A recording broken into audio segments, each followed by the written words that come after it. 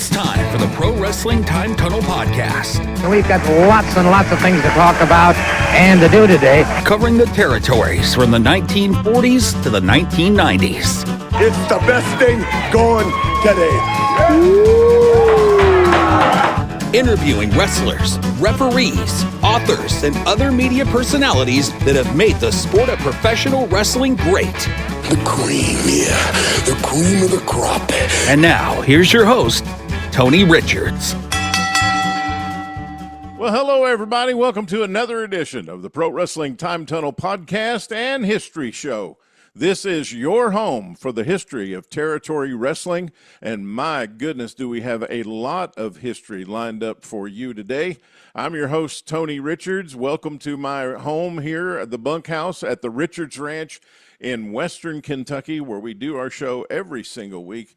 Drops on Wednesday morning at 5 a.m. Central and 6 a.m. Eastern, and we always have wonderful guests, great topics, lots of history, and fantastic conversations. And so I'm so glad that you've chosen to join us today. I've got Lance Peterson here, who knows more about the World Class Championship Wrestling territory, those years with the Von Erich boys, than anybody I know. And the recent documentary that came out, The Curse of the Von Erichs, is going to be our topic today. So I'm going to welcome in Lance Peterson here to the Richards Ranch in just a second. And then I'll be back for segment 2 of our show, in which I will be going into 1966 and talking about the career of Dory Funk Sr.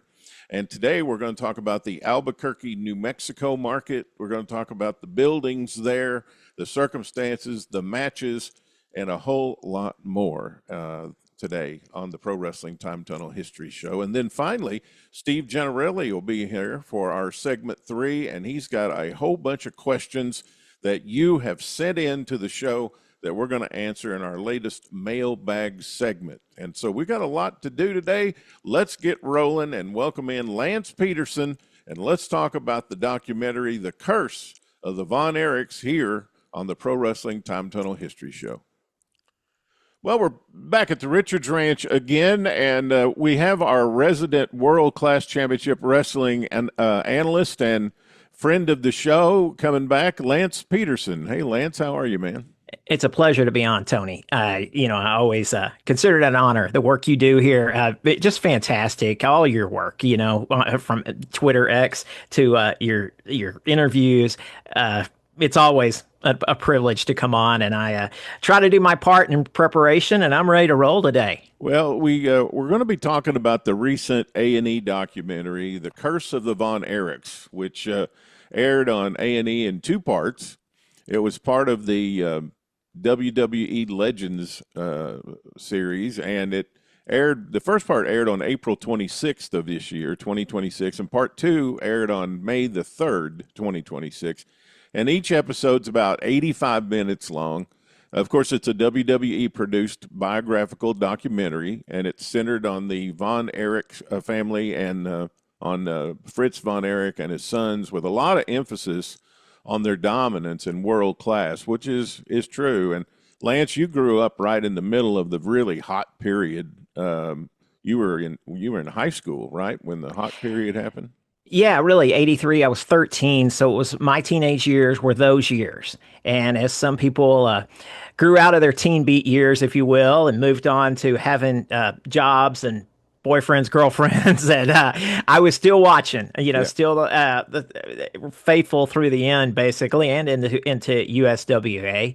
And I always think that I have a unique perspective on it, and I'm not always just rah Von Erich or world class. I'm there to criticize when I see it's necessary.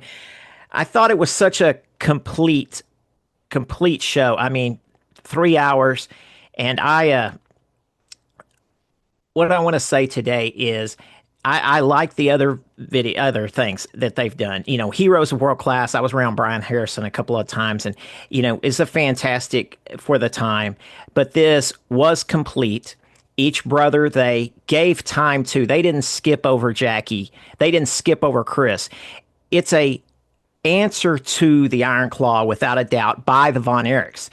You could see they wanted to do this. They wanted to answer the movie that they've stayed classy on.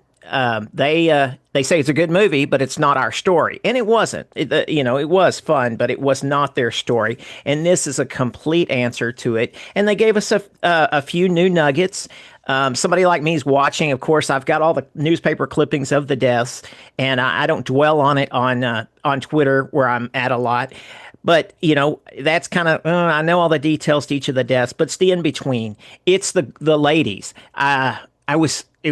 We'll get into it, but I just love all the ladies being able to speak. That was the biggest thrill for me. Yeah, I've got James Beard coming up on the show here in a couple of weeks, and we've talked many, many times in just our private conversations about the movie, and of course he was involved with some of it, and he said, it's really supposed to be a movie about a fictionalized story based upon a real life situation, whereas a documentary is supposed to be more factually accurate. So that's why I was so interested in having you come on today to talk about it, because I know you know all the facts, and so you'll be able to tell us how close things are and where things might have got off track, or maybe anything that was missed. They've got so much archival footage that's available to them that we got to see some things we wouldn't normally see. But it kicked off talking about Fritz, and of course, how did you think they did as far as framing up Fritz von Erich in the early parts of the documentary? Very nice, and they went right for that the molestation situation, which was kind of the big scandal thing that came out of it. But they moved past that. We never heard that before, right? Never. And let me explain about Kristen, Kevin's daughter. She can remember being in the sportatorium. It was probably 88 when she was around Kamala and he scared her. She had the same birthday as Carrie. So they had a very close bond. Oh, wow. And what I'm getting at is she's very well spoken. In Hawaii, her and her husband took in babies from drug addicts to foster. So the kind of things saints are made out of. She already had a huge, beautiful family, and she does that. So what she says is going to be very believable, credible. Mm-hmm. And so she said that. Kevin said he had never heard it before. But if Kristen said it, I kind of have to go with it. She really is, a good person. Yeah, that's that's really the way I saw it throughout this. If Kristen's saying it, I mean, that is fantastic. I also will throw in here that Brian Adias always comes off very level-headed, really classy. If Skandar Akbar was alive, he would discuss negatives but be very classy about it. That's very nice. And David Manning on here, David, it's funny. I tease about David Manning and Chris Adams in a kayfabe way, but David knows his facts. He will miss a detail, and it sticks me. It gets me sometimes when he misses a small detail that is kind of obvious out there. But I know he's going for the honest answer. In fact, I believe everything Kevin says, he believes exactly. I have no doubt that there's any intentional, falsehoods that were put out there during this. The documentary talked about the death of Jackie Jr., who was electrocuted in 1959. And then, of course, the births of the boys that we know closely, Kevin, David, Carrie, Mike, Chris. And so what did you think about the way they talked about Fritz and Doris's life prior to most of what we know? Yeah, that was really nice how they put it. They didn't really discuss how they ended up in Dallas, that he was going to go to Corpus Christi and have a bait stand, and instead he stopped off in Dallas, and then it went from there, joining up with Macklemore and I think buying out Houston, and then Macklemore passing away, and Fritz became the sole man in Dallas. And they actually, they lived in one spot, then they bought the property that's a little farther from Dallas that we're all familiar with. And they got out there. I think they lived in a mobile home while they were building the home. But and I believe that would be 70, 71. And that anything you see out there of the boys, water skiing on that property is after that, 72, 73, as David and Kevin were getting a little older. Carrie was born in 60, so he's about 12. And that's the relationship that, Carrie and Brian DiBiase were in the same class, and Kathy and Mike were in the same class. And and Pam, I'm sorry, Pam and Carrie were in the same class. It was Mike and Kathy that were in the same school. Such a small little area they'd lived in, small high school that they went to. So it was, they kind of knew each other. Unlike the Iron Claw, where she just walks up in the parking lot of the Sportatorium, maybe one of the most outlandish things in there. But that's okay. They did capture the spirit of Pam. Do you know why he was going to Corpus Christi?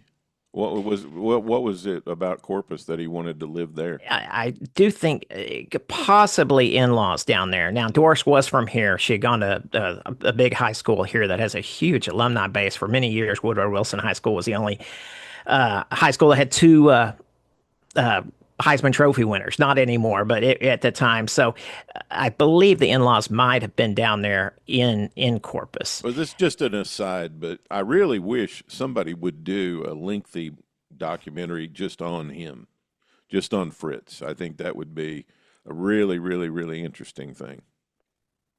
I do want to note that near the end, after 84. So Fritz is not there at the ranch in Denton that we grew up. We see on, well, let's say 87 or so, because you'll see it through the years on episodes of World Class. Gary Hart's in the front yard, supposedly doing an interview from Illinois, or the swimming pool in the back where they took 8x10s, or the Freebirds did an interview, things like that. But then he moved an opposite direction from Dallas, and that's where Carrie and Chris passing away happened. And they note in there that Kevin had moved to that property. Chris had to move back into the house. So that really explained a lot to me. I knew Kevin was around, and I believe there was an argument the night before. I believe that's been talked about over something nonsensical about a VCR. But now I understand they were staying where Chris had been, and Chris had to move back in the house. It all makes a lot of sense. I've seen Kristen and Marshall and Ross on a podcast talk a little more in depth on Chris as far as just kind of an angry, bitter. They didn't use those words. They used the words loner in this. I thought it was, very classy the way it was done. How accurate do you think the documentary was as far as the way they portrayed Fritz's strict control and pressure that he put on and those kinds of things? The more they said it, the more Kevin is trying to rehab that image.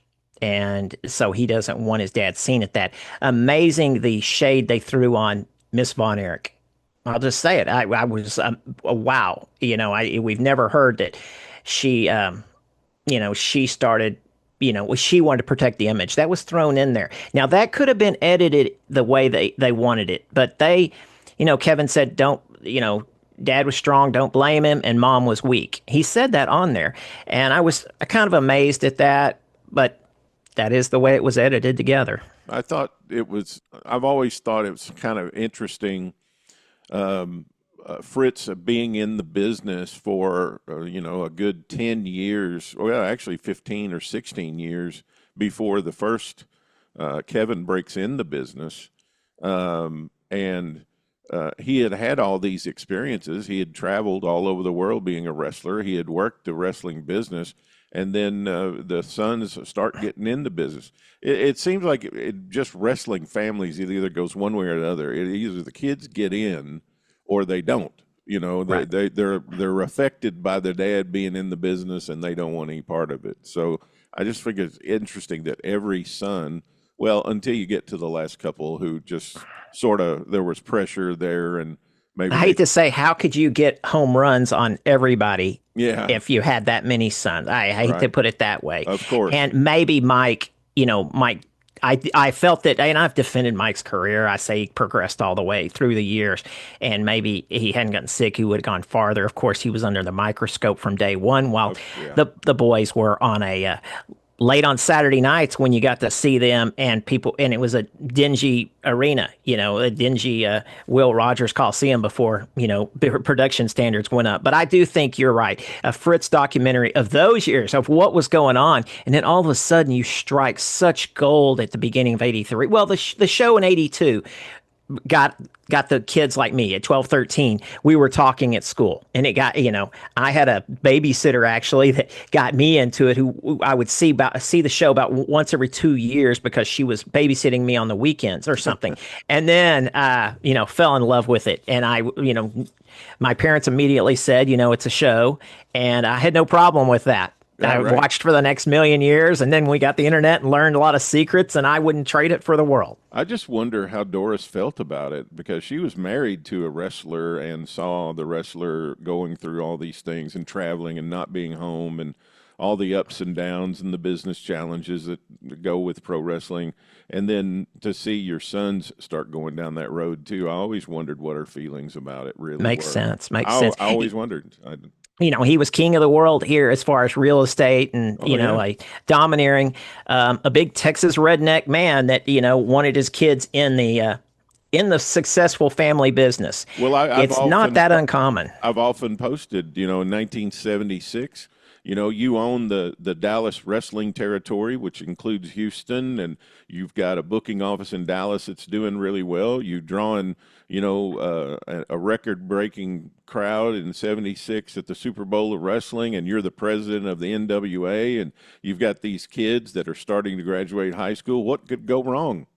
Exactly. And why not try to keep it going when there's breakdowns of a David passing away? You got to keep the train going. Why not? It's a successful business, and some of those guys had to be that way. Fritz isn't the only one that had to be domineering. I'm sure Bill Watts, of course, and Eddie Graham had to run it his way. Those guys had to be the way they were, and I think the younger people today don't understand how it had to be. I know you bring up Eddie Graham and you bring up Bill Watts. Now those guys, there's no qualms about it. They were very hard on their kids in the wrestling business. I mean, they put a lot of pressure on them. Joel, as far as television production, and Eddie on mic, they were very domineering, and it had to be a certain way. So it's just interesting that there's never a definitive answer as far as Fritz. It goes from yes, he was, to no, he really wasn't. There's a spectrum about Fritz. Bill Irwin will say, "Oh, he did this for me on the side. It was so great," and then others will say, "Oh, Fritz didn't. Everybody that met Fritz didn't like him, and just a domineering redneck." Had a falling out with Jack Briscoe over a plane ticket. He wouldn't pay the NWA champions plane ticket. That is exactly the story I've heard. I went back and I've seen more and more of Jack coming in 75, and but I absolutely have heard that it was the disagreement over travel. Mm-hmm. Yeah. Yeah. And so Fritz didn't become that king of the Texas like you talked about by being frivolous. I mean, he watched his dollars. So right. And they pushed that he didn't push them into wrestling, but once they said they were going to go, it was going to be 100%. And that was the same way he did with Kerry and the discus. One of the things in there, I'll throw it out, Brian Adias saying that Kerry picked UT football over Houston throwing the discus. I've never heard that UT football. And the discus he went and did. They brought up the Olympics that they touched on just for a second. I think people have gone back and seen Kerry's throws weren't. He probably wasn't going to the Olympic trials, but it just works out in storyline so beautifully for the Olympics to get canceled. I think Toriatsu in '83, I think that was in Dallas, had the same problem when they boycotted, but he had been in other Olympics. Well, I know you got a whole desk full of notes there about it, but what were some of the other things that you thought for each one of how did they do on David? David, very good, discussing the death, saying that, he married the first wife, Candy, because they had gotten pregnant, and he thought it was the right thing to do. So that was kind of the most detailed they've been on it. And it, he saw that, Kevin making the money, and so he wanted a part of it. Kevin started, but Kevin went right back to college and didn't get full time. David starts, and then a few months later, they're tag teaming. So a lot of times people think, and me too, I had to look at it really careful years ago, because people will make the mistake that David started first, but really David was more regular first at the wrestling. They didn't discuss much about David traveling to Florida, which I think is pretty important. I was wondering if maybe in ways he was running away from Dallas in a way of the memory of the baby passing away. And again, they showed the grave out there of Natasha, the baby. So I thought it was perfect. They came to the conclusion he was just too manly to go to the doctor and get it taken care of. He just pushed himself and this infection got worse and worse, and they pushed that, alcohol on top of it. They really tried to steer clear that if he was on anything recreational, it wasn't the reason he died. It was this infection and just not getting it taken care of. So I thought it was pretty fair, because at that point, it's hard to make it was a long time ago. It was 1984, and we don't have all the exact things. We know Fritz could work magic with police and press at the time. It's funny. I think everybody kind of looks at it as David, Kevin, and Kerry, but it really is Kevin, David, and Kerry, right? As far as the birth order and the order of them breaking into the business, it was Kevin first, then David, then Kerry. But for whatever reason, and it might be because David passed away first, I don't know, or maybe he was the one that most people thought was going to be the next NWA champion. But for whatever reason, we always put them as David, Kevin, and Kerry. Yeah, you do hear that a lot. What else you got? We didn't get. We got Kristen. Her sister was Jill. Was on there. I've never heard Jill really do much, so that was nice. She was, close with Chris, and so she was able to, discuss his life and his, private area on the property where he went off to. But they kept it kind of. They didn't go too deep into saying how, a bitter person he was. I knew early on about the asthma. I knew a teacher that had him. A buddy of mine's grandmother had him as a student in East Texas, and I believe they were flying him to Colorado for treatments. So, and you would see him on things, knew he wasn't this lanky. I mean, he made Kerry look lanky. He, was not that way. He's short and, and then he did change his look for wrestling, but he was just so small for the time. They put him against Matt Bourne here and there, but mainly he fought Percy Pringle. He had a few other opponents during his time, and but it was I saw all the boys wrestle. I saw Fritz wrestle, Lacey, Bross, and Marshall. And one time I saw Jill do a kind of a charity boxing match. But I've been told not to mention that by Marshall. He said my dad hated that, and he did at the time. But it was something with the local radio station brought Kristen in to do a kind of a boxing thing that was kind of a farce. They did a fight night. And, those dadgum radio stations always got a promotion. They got it. That's exact. And I went out there. I was like, I've got to drive out to the horse races and see that. And our horse races was still new in Dallas at the time, our track. So that was pretty wild. They can, one of the things I don't know, it's just they went with the curse thing. They framed it overall about the family curse. And Kevin seemed like he was always overturning that. When he was talking, he was kind of going against the narrative that was being exactly. presented. He just doesn't want that. He did, curse. It's hard to say. I mean, they were so in the spotlight that every little, pimple shows in a person's life. And if we had big families with 6 sons, I don't know how many children you have. I have 2 boys, but none of this drama that they had. But they was set in it that enablers. I've known big families before that have had a lot of tragedy and different things happen to them. I mean, it's just the fact that these guys were on television and they were part of the wrestling business and they were part of a very Well, they were just huge stars. I mean, they were big entertainment figures. They weren't just wrestlers in Texas. They were large entertainment personalities. Tony, So I could reach out and touch them. That's the thing. They're here. They're living my life. I know the freeway they went up and down. I yeah, know where, things were filmed. I can drive towards Denton and I know, oh, that's how they came in from the sportatorium. I didn't know for years exactly where the house was. I never went after their houses or where they lived. I think in 87, I went over to where Gino lived because guys were still living there and saw Tatum and Victory in the parking lot. That was about the only thing ever. I didn't know where the house actually was. But we could reach out and touch these guys. They wanted us at the shows, right? They told us every week to be yeah, at the shows. And people that watch the syndicated show don't know that the Channel 11 show had three times as many interviews with everybody every right. week building up the shows.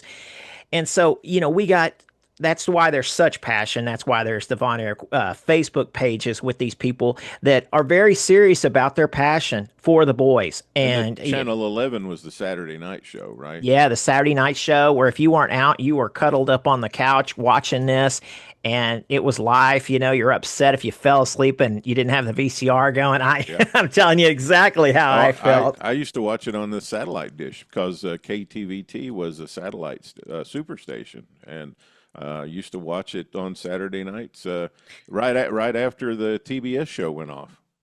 I felt like one of the things they did get right in this, of course, was the brotherly love and the mention of, like Carrie early on saying maybe I should just go be with David. They did have that theme, in a belief in real life, we're going to be together. So taking this way out, and I'll jump ahead to where near the end, Kathy was there with the girls. Kathy was with Holly and Lacey. Lacey was born right after Carrie hurt his leg, and they both came off very, very well. I've just got to meet Holly about a year ago for 2 seconds, and I'd taken a picture with Lacey years ago. Then they're on a property in East Texas, Holly's house, and they were looking at that photo album, and it bring a tear to my eye. I mean, I was a Carrie guy, and I'm not, I don't hide that. That was my superhero. People got Batman, Superman, and Yeah. this was my guy growing up. And I know how sad I was when he passed away. I was a little young for David, and just more and more, you would imagine, oh, what's going to happen if one of these guys, if Carrie died? I remember thinking that or something. How would this be? One of the things I was going to ask you is after the big year in '82 and world class kind of blows up, Fritz doesn't have the large territory anymore. I mean, he doesn't have San Antonio, he doesn't have Corpus, and he doesn't have Houston. So they're pretty much running the Dallas-Fort Worth Metroplex. And so when they did spot shows, which are not things that we don't see a lot about, there's not a lot out there documentation-wise of shows outside the big Friday night Sportatorium or the Monday night Fort Worth. Did the Von Erich boys work a lot of those? You talk about I could reach out and touch them. Were they out at a lot of the ancillary towns around when they would run spot shows and stuff? There wasn't a spot show without a Von Erich unless Okay. they started doing it. This was so here really quick was a Sure. normal week was San Antonio on Sunday, maybe every 3 to 4 weeks. Okay, so once a month. Yeah. Monday night Fort Worth. So the week began on Sunday when Flair would come in town. Gino Hernandez comes in town. They start on a Sunday at the San Antonio show. Okay. Then there's the Fort Worth show on Monday nights. Tuesday, Wednesday, Thursday are all these spot shows. My high school, which is in Dallas proper, they were there 3 years in a row, and everybody else is here. Nothing special. I mean, Rick Rude, right, these the Midnight Express. They're all in my high school. All these famous wrestlers, amazing. Sure. So yes, they were there, and then Lance propped that up when it was down to just Kevin. Lance Von Erich could, I went to see spot show with Lance headlining against Rick Rude, and without a doubt, and there he is. We know he's not a real Von Erich, never a question about that. It's part of the show, and he was there, and he did his best. He was more of a bodybuilder than an athlete, so injuries kind of stacked up on him. They cheered him from day one to the last day he was there. Well, He I could see where that worked in their favor too. I mean, back when they, had to do the Monday through Friday from Fort Worth all the way to Houston on Friday, that was a lot of miles there and all. And wow. so by the time that they came along in the world class years, it was a great territory to work because you were home every night. Absolutely. It was easy mileage as far as going to those spot shows. Yes, and let me on the other big house show besides San Antonio was Lawton, Oklahoma, and I believe David Manning split that early on. They promote that. They'll tell story. David Manning tells a story of the box office getting robbed, and they not in this. Now, the reason I'm able to say a little extra is because over the last few years, Kevin Von Erich did an evening with Kevin Von Erich where it was Kevin, a local famous sports anchor here in Dallas, and David Manning on stage. And they did one in downtown Dallas, and a year later, and they had a few scheduled. I don't think they did as many as they planned on. And then they had one at Will Rogers Auditorium, which was cool. First time I had actually been in Will Rogers Auditorium, where they wrestled sporadically through those years. They would wrestle in the Coliseum or the Auditorium. So a few extra stories were told at these things. And David Manning, of course, I forgot where I was going with that, but that's why I know a few extra things, like the Sid's death, David's daughter passing. Kevin's daughter, he ran over her. That story I'd heard just about 2 years ago the first time. So I did know that ahead of time. So those are a couple of extra things that, why I know how David Manning taught things and, level-headed. Wow. At Lawton, Oklahoma. Lawton, Oklahoma, right. Yeah, that's where I was going. That was an old Leroy McGurk town that after Watts didn't really care about it or whatever, I'm sure that. And they partnered on a lot of things too, Watts and Fritz did. Yeah. So. Yeah, especially 85, a lot. And Lawton got their own program. People know I have a lot of programs, but Lawton got their own program. San Antonio got their own program. I have a few of a couple of the Lawton ones. Written arena program, you mean? Yeah, sold at the arena for that show. Yeah. For San Antonio and for Lawton. That's how big they were. Neat. That's cool. Yeah. Did they get the syndicated television or? Oh, I have to think they did. Syndication blew up so big by the time, I want to say right after June, July, August. Some people can remember the Buddy Roberts hair losing his hair, or the Freebirds coming in with the Confederate flags, that sportatorium match, or maybe you started right around the November country whipping match. People will remember kind of, okay, did you watch it? And then some people get mixed up because they're like, well, maybe I saw it on repeat later. But that kind of, and Bill Mercer actually would really do a good job of announcing when the new syndication deals. Oh, you're watching us now in Boston. And I think the Wahlbergs in Boston got to watch the Von Erichs. Pretty neat. And I know down in wherever Matthew McConaughey was, he certainly knows Mid-South and World Class and Skandar Akbar. I just saw him on a podcast here 2 weeks ago, and he was talking about going to wrestling shows and how big of a wrestling fan he was. I had a relationship with his brother Rooster, Rooster McConaughey, and right. When he got his own show on CNBC, an investing show. And he sent me a CNBC branding iron. Very cool. But the whole McConaughey family are all wrestling fans.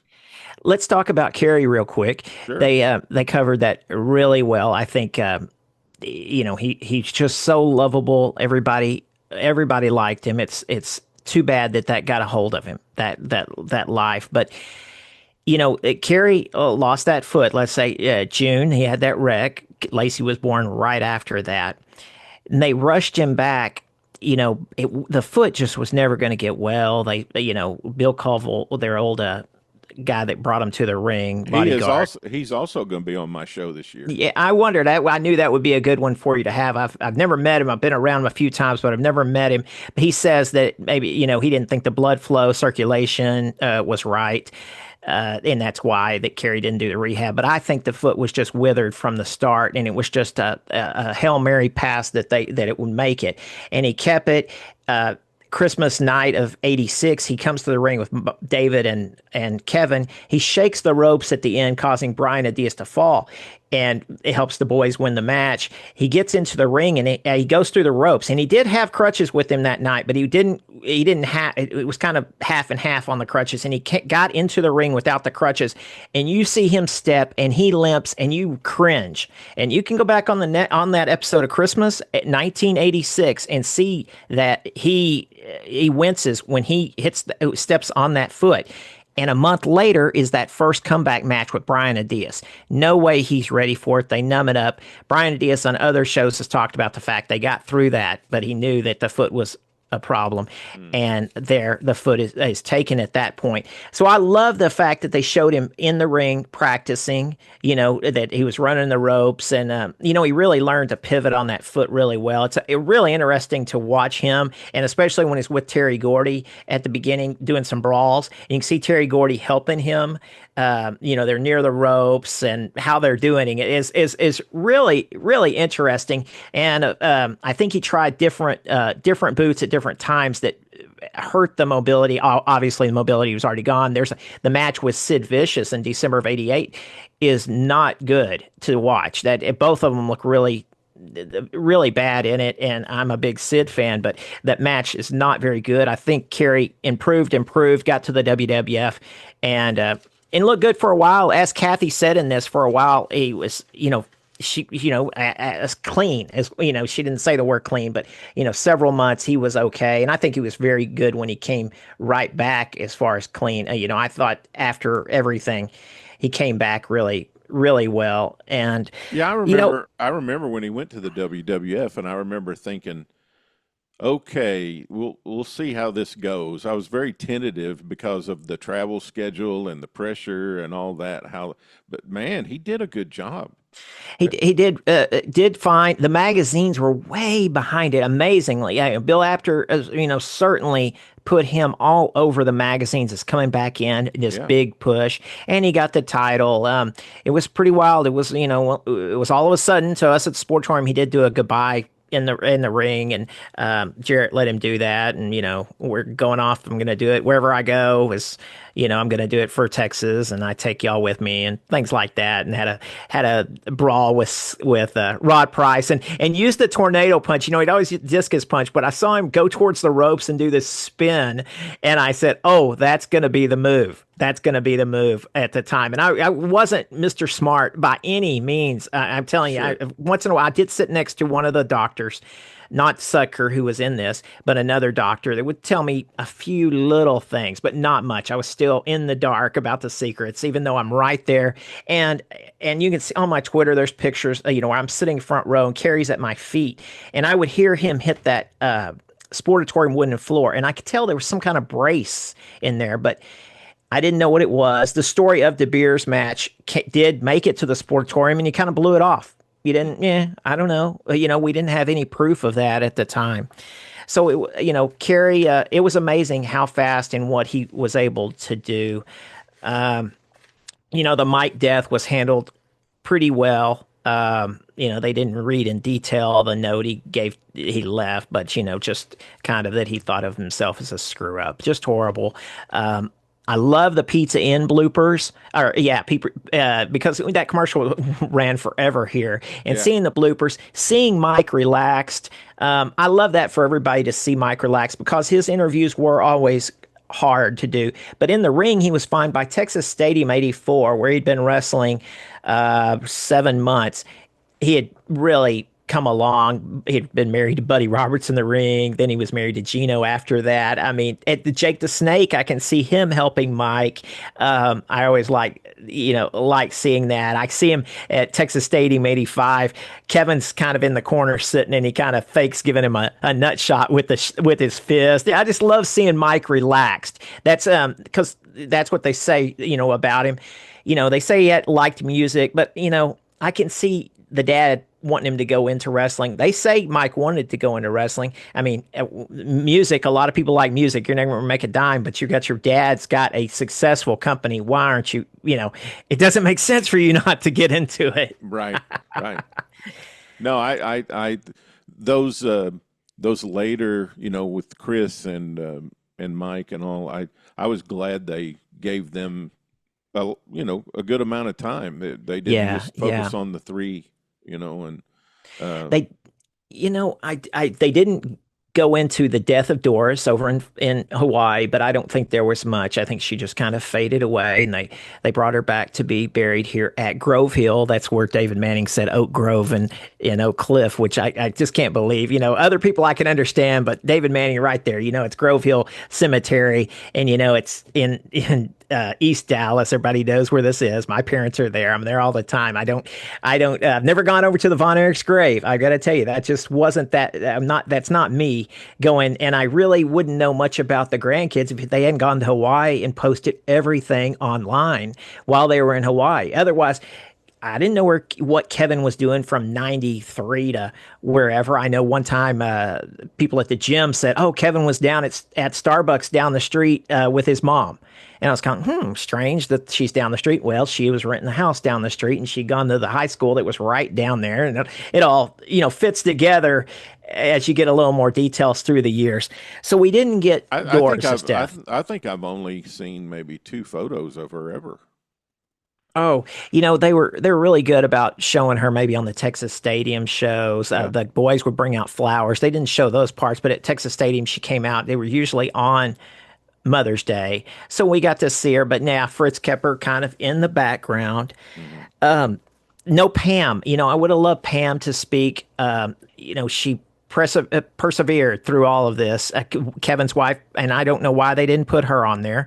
Ross and Marshall as adults, I can see with Triple H being the executive producer and their relationship with the other company that they probably, didn't put them on there except a few scenes of Kevin playing football with them on the field at Texas Stadium. And that was during a time when Kevin and David Manning did a few VCR tapes of wrestling, of world class, and were selling it. Kevin still owned the tapes.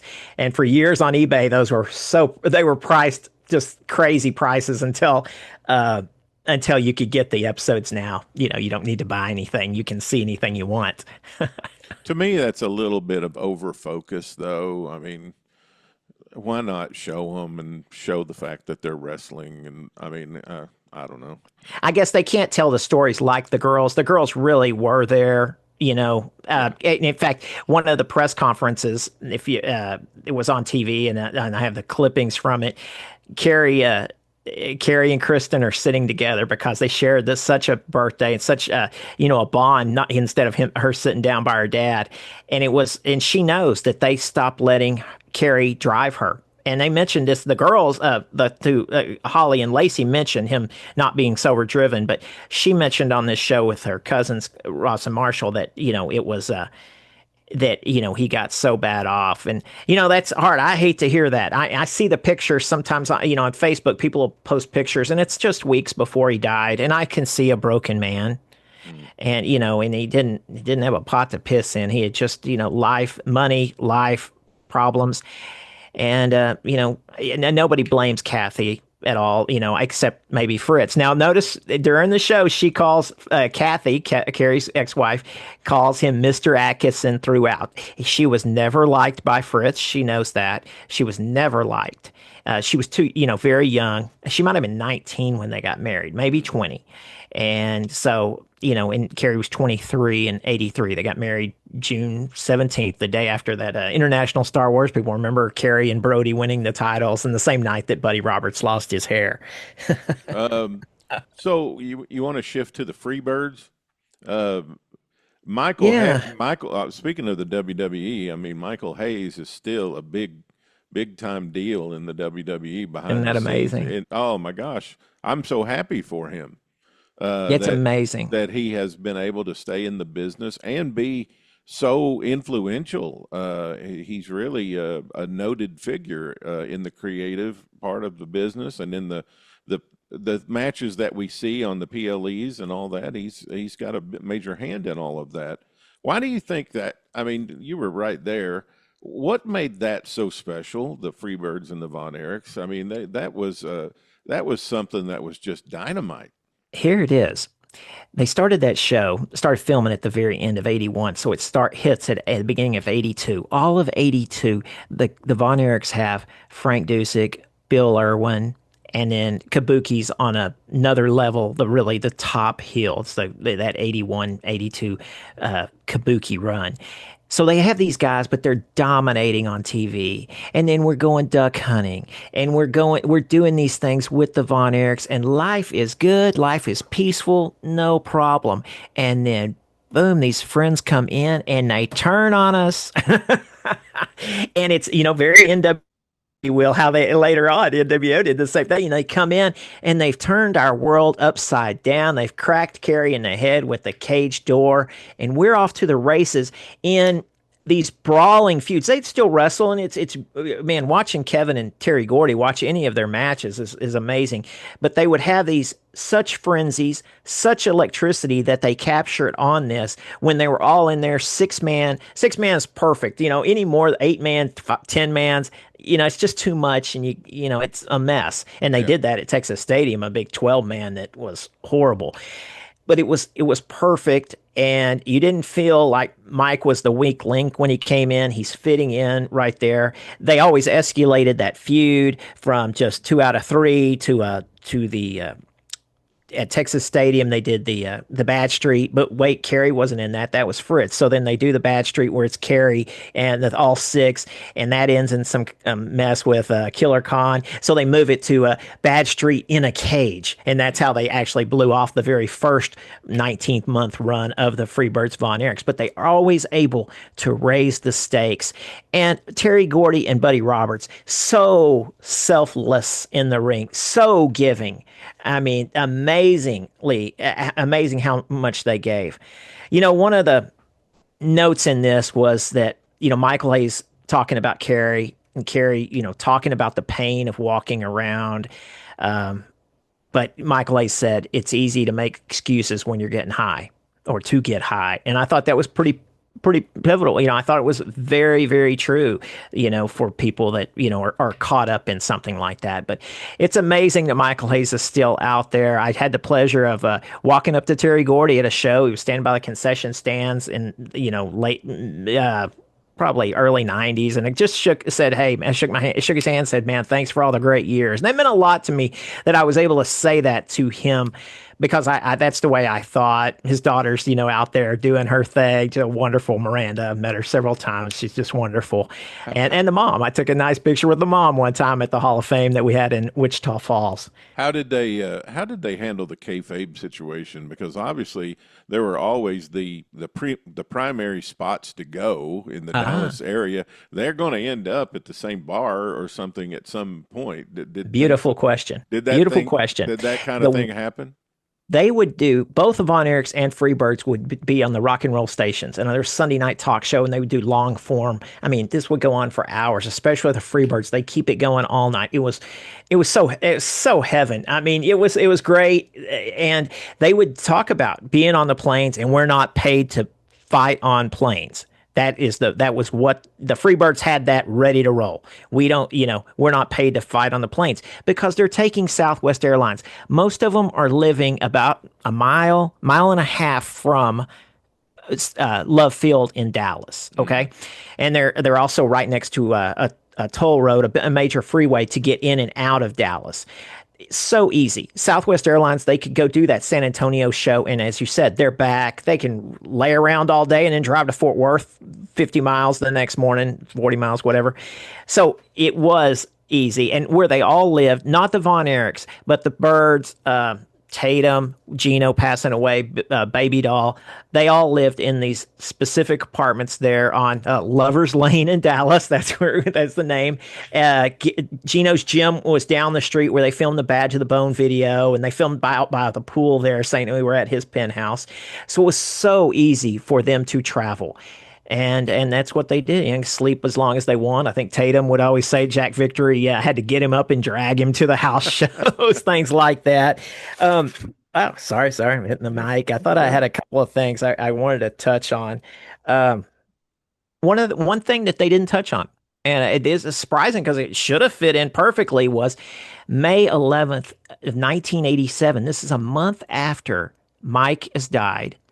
Kevin has to wrestle, 3 weeks later at Texas Stadium in a throwaway match with Nord the Barbarian, who I don't believe didn't want to do business with the office really. And it's a throwaway nothing match. But then a week later, Kevin collapses in the ring in a big 8-man at Fort Worth. One of the Fantastics has to do CPR, and they don't touch on that at all. But I can understand. I mean, he was under so much pressure after Kerry passes away. And Mike is still not Mike. I mean, Mike started wrestling back again a month after Kerry's wreck, but he wasn't regular. The whole place was being propped up by Kevin and Bruiser Brody. That is your two biggies, without a doubt. Nobody close to him. And then Brody's only got Abdul the Butcher. When everybody left right around Kerry's wreck for Mid-South, they left before the wreck, but they went to UWF. One of the guys they brought in was Blackjack Mulligan. And Mulligan was supposed to be in feud with Brody for a few months. And instead, he leaves town, and Abdul has already started. And so they have to go right into this Brody-Abby feud, and it goes forever. It goes so long. And then you have Brody on TV doing the same enhancement guy, a guy who's been around Dallas for years. I think he has 4 singles matches with Brody. We don't have anybody for him to wrestle here besides Abby. And Kevin's got Brian Diaz. Brian Diaz gave it everything he could, but he'd already been pigeonholed by the fans in Dallas and everywhere that he wasn't on that level. Funny because he's such a great athlete and a true Hall of Famer in the Southland Conference for shot put. He really had some skins on the wall. They don't really ever mention it till he does turn heel. And 86, and somewhere in there they mentioned a little bit, but not anything. They never wanted to put him on that level of an athlete like they did the brothers. Gary Hart. Was there much about Gary Hart? I didn't hear Gary Hart's name throughout. I started to say I don't remember anything about and him. I know, and I don't take anything away from Gary Hart. I think sometimes he gets credit for stuff he didn't do because he was gone. And I'm like, okay, you think Gary Hart's great? That's fine. Tell me what part of it, and that's fine too. I mean, he did do a ton of stuff. It's just sometimes I get him. He's miscredited for different things where he was. And I think his opinions depend on what side of the bed he woke up on. His book is his book. That's his, it's funny to put down Southern wrestling, and you're Southern wrestling, and you're loved and respected. I know he was very nice. People would say to meet him at a gas station. Wonderful, just wonderful. I met a lady a year ago up here at CVS who dated Gino Hernandez when she was an airline hostess, and I don't know how it came. I was probably printing out pictures I was going to have autographed at a WrestleCon type of deal. I'll get a blow up of some picture I took. So I think she saw it, and she right away she was like, I dated Gino until he cheated on me with another airline host. But that David story, that Kevin collapsing story was not included when I was surprised because so many other things were put in there. How did you think they handled the decline of the promotion and when things started going? Obviously there's tragedy all through the whole thing, but then as the promotion starts to get weaker and weaker and weaker, how did you think they handled the portrayal of the death of the world class? They were good about throwing in there about WrestleMania's bigger and bigger. And so that they did a better job than the Iron Claw that all of a sudden, boom, they sold. It was the curse of the Von Erichs, not the curse of world class. So they, the biggest thing besides a Von Erich passing away or Mike's death, Mike's being sick, was the death of Gino Hernandez that really hurt this place. Gino dying of drugs and that being out there gave everybody an easy spot to jump off wrestling. If you were 13 in 1983, you're 16 by the time Gino dies. You've got other things going on in your life and, an easy spot. But, Gino was loved by the fans, loved to hate, and loved by the office. it's so bad that he passed away. He did need to freshen up, and I wish that I wish Chris Adams would have gone after the hair match, gone somewhere with Gary Hart. He'd split with Gary Hart time, but I wish they'd gone somewhere, but there really wasn't anywhere for him to go, I guess. Right. Because I thought it was, they had a little bit of lightning with that. And Gino and Chris together were fantastic. The hair match that kind of, it was that they had a couple more months before they did their feud, started that feud that didn't get to go anywhere. But that looks so good on TV. The Cotton Bowl hair match next to Texas Stadium 84 is, a masterpiece. And it's huge because you could get into the state fair with your wrestling ticket. So the crowd looks fantastic. Everybody's in a good mood at our state fair. People are super passionate in this area about the Texas State Fair. Yeah. And there we are. And that was such a one-match show. And it came off. We got what we wanted. We got so many things they gave back to the fans. The Kerry winning, that doesn't happen in every territory. Such a successful hair match that was, went to perfection. They put a table in the ring, put him up high, put both of them up high and shave their heads. And we got to see it all right there. There was no baloney. And then little things, the Buddy Roberts getting a hair cream. That was tremendous of spectacle. They gave us so much, and just not every territory got their hero winning the title. I mean, I'm thinking of Dusty got to win it, Race got to win it in their home areas. It's just so rare, and we got to do it.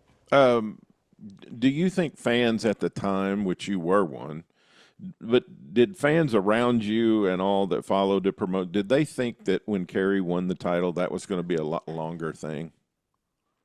I mean, did they think Kerry was going to have the title for quite some time? Or I didn't have enough friends of following wrestling to get an opinion, and we were young. Yeah. I went into it going, how are they going to get out of this? How are they really going to give it to him? How could they? I knew that. How could they do this? But you're seeing, Meadowlands is coming up. We knew that, and Crockett's going to have Flair and Steamboat. And I don't know if that marketing had already come out, but it all made sense at the time. That it was so quick, but it was so neat. He got to win the title on Sunday, defend it on Monday. Was here during the week, doing spot shows. He fought the Missing Link in a non-title, fought Flair somewhere in there a couple of times, and then Friday night did a match with Flair, non-title. And Tony, I want to tell you something I thought of the other day when. On Monday night after he won the title at Texas Stadium, the match, which aired on the Channel 11 show, he comes to the ring, he poses with the belt, everybody can see him, it's one, in the robe, in the belt, showing off for the fans.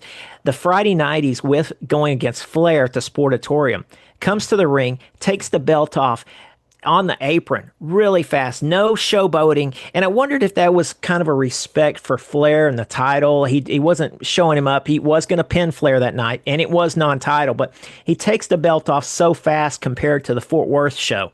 And I do have a picture of him with the belt right before he's trying to unhitch it from the back. It's one of my favorite pieces of memorabilia. A lady took it and had him autograph it a few years later. Nice. And, it's one of my favorites. In fact, she had it signed the night that there was interviews throughout this that were from a talk show that was filmed on a Friday night after the matches, February of '86, the same week that they announced they left the NWA. And it was in the ring with Kevin, Kerry, and Mike and Fritz. I reached up, shook Fritz's hand that night, and then it aired that Sunday night. And a lot of the speeches or clips were from that night in the ring on that local thing. This was easy. They seemed like they were able to gather information from everywhere on this documentary. I mean, everything they had at their fingertips. And going into it, I did not know how much involvement WWF had. I did not know until I saw the credits and saw the situation. And I was trying to not hear anybody else's reviews. Jim Cornette mentioned my Twitter account on the other day, and somebody told me, so I had to go in and see what he had said. And it was on something about Texas Stadium and wrestling. And so I heard a tiny bit of his review. He was talking about a little bit, but I really try to avoid it so I can come up with, fresh ideas when I do a show like this. So you thought when Kerry won the title, you thought, okay, how they're going to get out of this, or how they're going to get the title back off of him. Would you have felt the same way if David would have won it? It's yeah, I would have thought they got out of it. I mean, we saw so many arena shows and stadium shows that with the champ escaping, Yeah. the Super Bowl of wrestling and Flair, whatever, the ones in So Florida, things so like that. so I just you thought there's no way they're giving him the belt. so you wouldn't have thought that David would have kept it for a while either.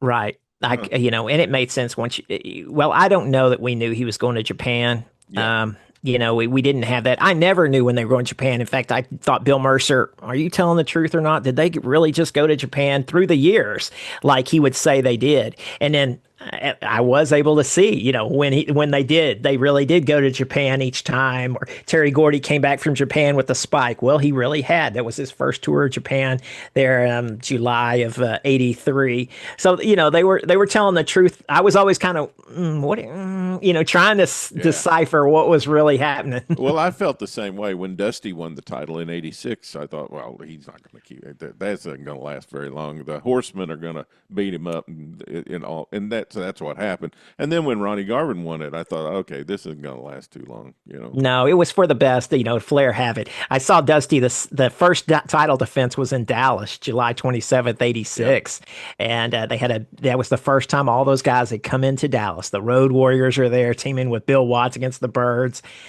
A special night. I love those pictures. I'll be putting those on my Twitter account in a few weeks when the anniversary comes up. Oh, nice. So, were there any lesser known stories or behind the scenes things or angles from those days that they dismissed and could have expanded on? Well, I know Chris Adams has said it was Tony who Carrie was messing around with, and because she was so distraught at Carrie's funeral that he found out, oh, she's been with him, and that was pretty wild. There's a couple of stories.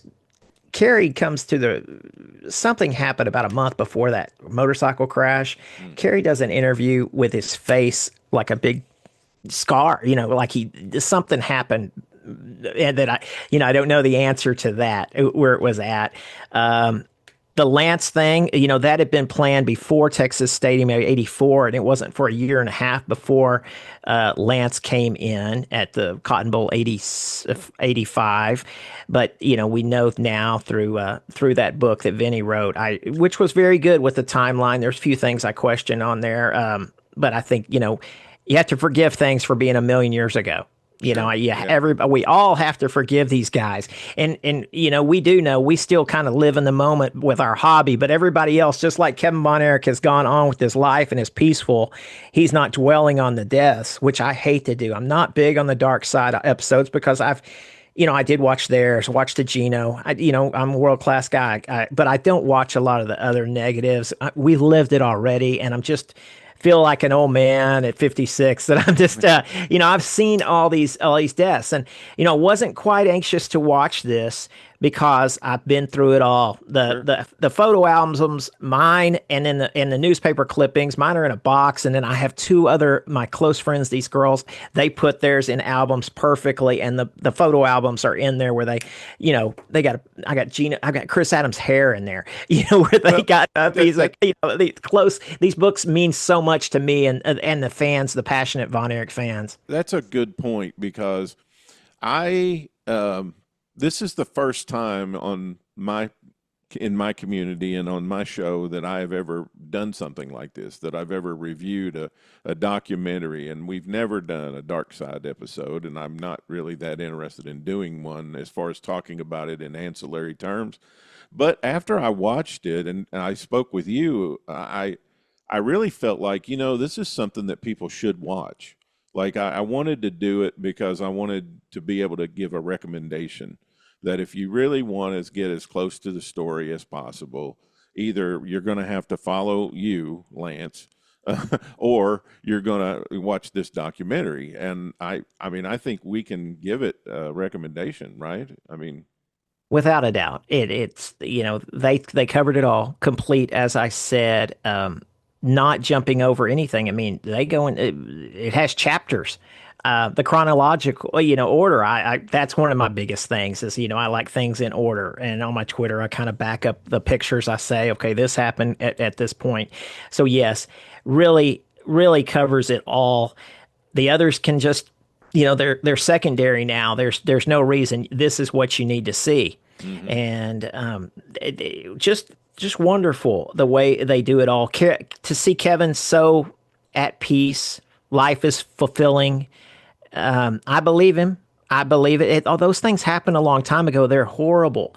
But the beautiful life he had in Hawaii, the beautiful life he has now down in Bernie, Texas. He's in Bernie. That's where Miss Brody was when she got word about something that happened in Puerto Rico to Bruiser Brody. And it's funny. My wife, I have family from Bernie, and right before we got married, went down there for a wedding, and I'm like, and this is before internet as much of this stuff, and I'm like, wait, is Miss Brody here in Bernie, Texas? I didn't even know the little town I was going to. That's an amazing place now, though. I just saw her in St. Louis a couple of weeks ago. She looks fantastic. I've never had the pleasure yet. She was Cactus. Mick Foley did a little deal there where he did his stage show, where his one man show. Sure. And she did some of it with him, and he had her up in the ring with him and sitting and talking. And Barbara did such a great job, and she is always so cheerful and such a supporter of the business. And she just looks great. That's wonderful. I'm going to have her on here. We talked about it while we were in St. Louis, so I hope we can do that sometime soon. And the other thing I was thinking too, Lance, is one of the things that occurred to me, and one of the reasons I wanted to have you on and do this show is for everybody who complained about the Iron Claw for what it wasn't, or maybe for what it should have been, or that it was wrong, or didn't have this deep. Now you can watch the Iron Claw, just watch it as a movie, because you have this that is historically accurate and has all the details. And now you have both things. You have a fictionalized movie and you have a very accurate documentary. So wrestling fans are blessed to have both of those things. That movie, it makes you wonder. It makes you question anything you've ever watched. Because we know the story so well, and unfortunately, this is only going to be seen by a fraction of the people that saw that movie. The girls at work, they're not going to watch that, but they watch the Iron Claw. They're not going to watch this, but that's okay.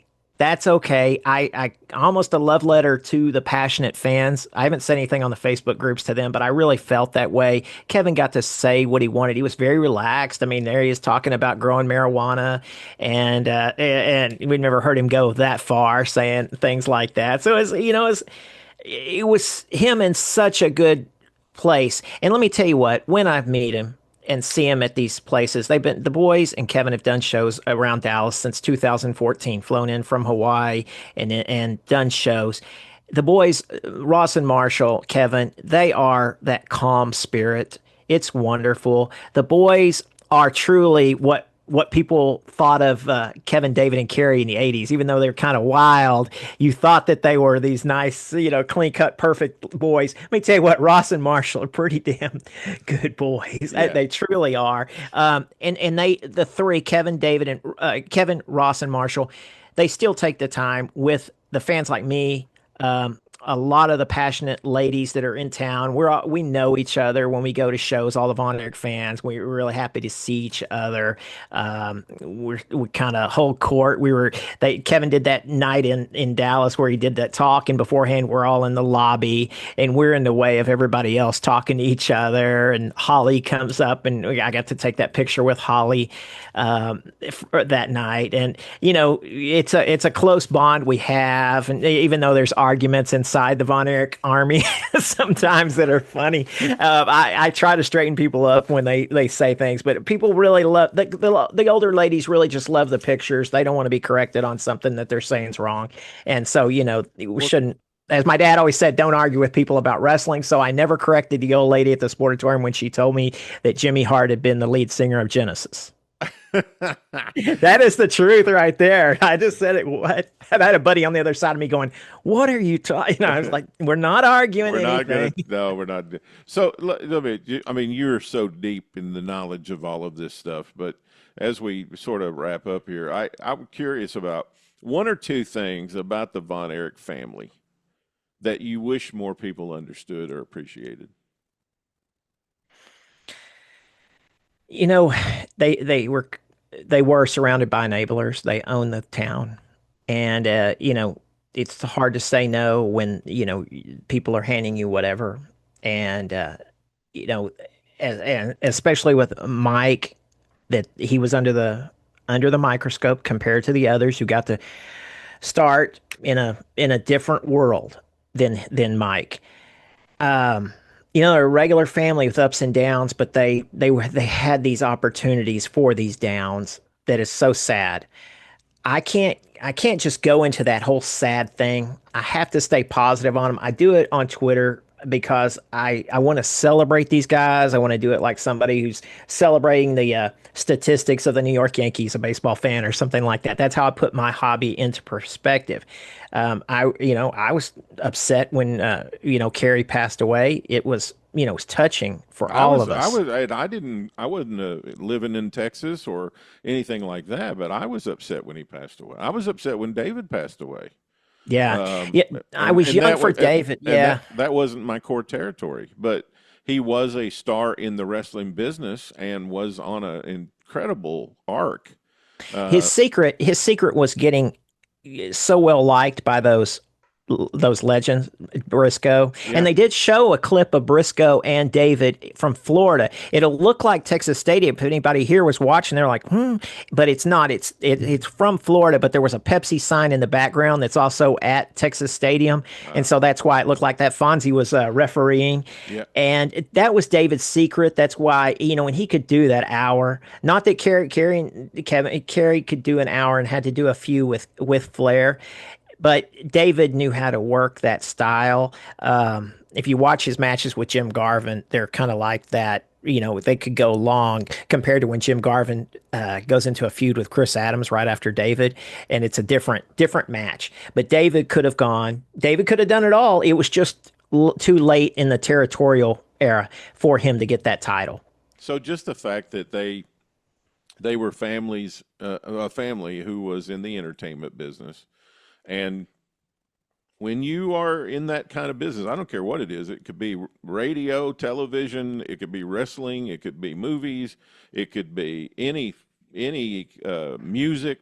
You could be a star on the music. When you're that person, you're going to have people who, for whatever reason, just wanting to be connected to you, and they think that they're doing something for you, or they think that that's cool or whatever.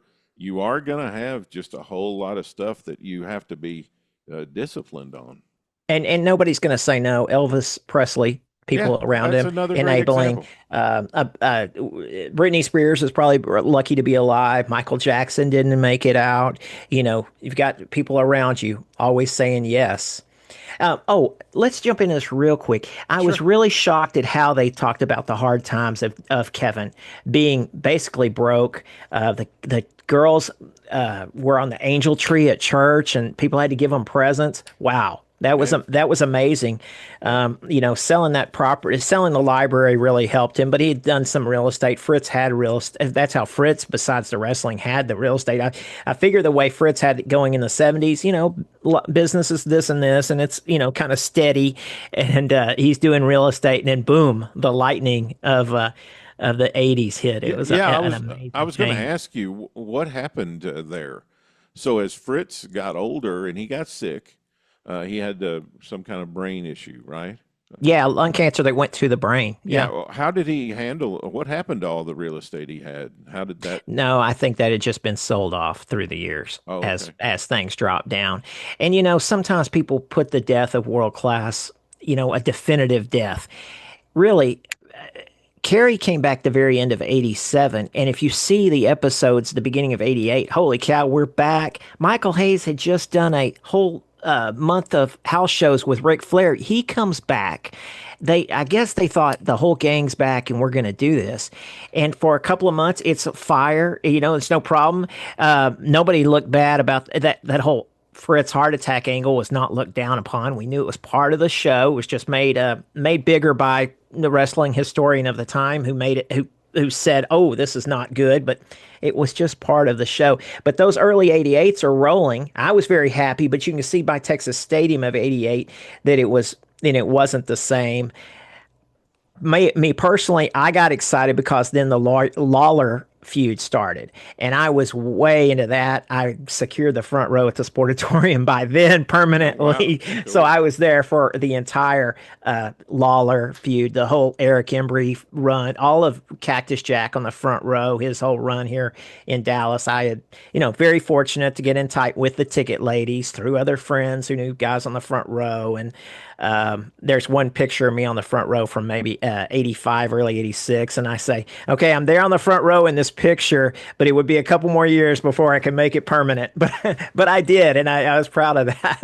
I had a lot of fun. Well, we're going to have you back here when we do World Class 1986. We'll be doing that, and we'll have you back to do, Oh, do fantastic. that episode Interesting. with the. And we've got 1985 in the archive if anybody wants. Lance did a great job on World Class 1985 earlier this year, and we're going to do 1986. So, what are your closing thoughts on this whole this documentary about the Von Erichs? Again, complete, wonderful. No reason to watch anything else. It is long. I had to watch it in two parts. I take a lot of notes, so I wanted to digest each thing. But the clips were clips that 30% we hadn't seen. A lot of us Von Erich fans had seen them through the different things and through that Von Erich scrapbook pictures, but they really scraped everything together and put it in there, threw it all together. The Von Erichs, everybody comes off very credible. I don't think any malicious. I was surprised with the shade they kind of threw towards Doris. I knew Kevin, had in the last few years definitely was trying to make sure his father wasn't seen mean and evil. And I'm not going to change anybody's opinion on Fritz. I have my blaming day Fritz and I have my not blaming day Fritz's, honestly. So it's wonderful. I'd rather you watch it than the Iron Claw, but I understand the shininess of the Iron Claw. But this looked pretty shiny. I just can't say enough about it. Yeah.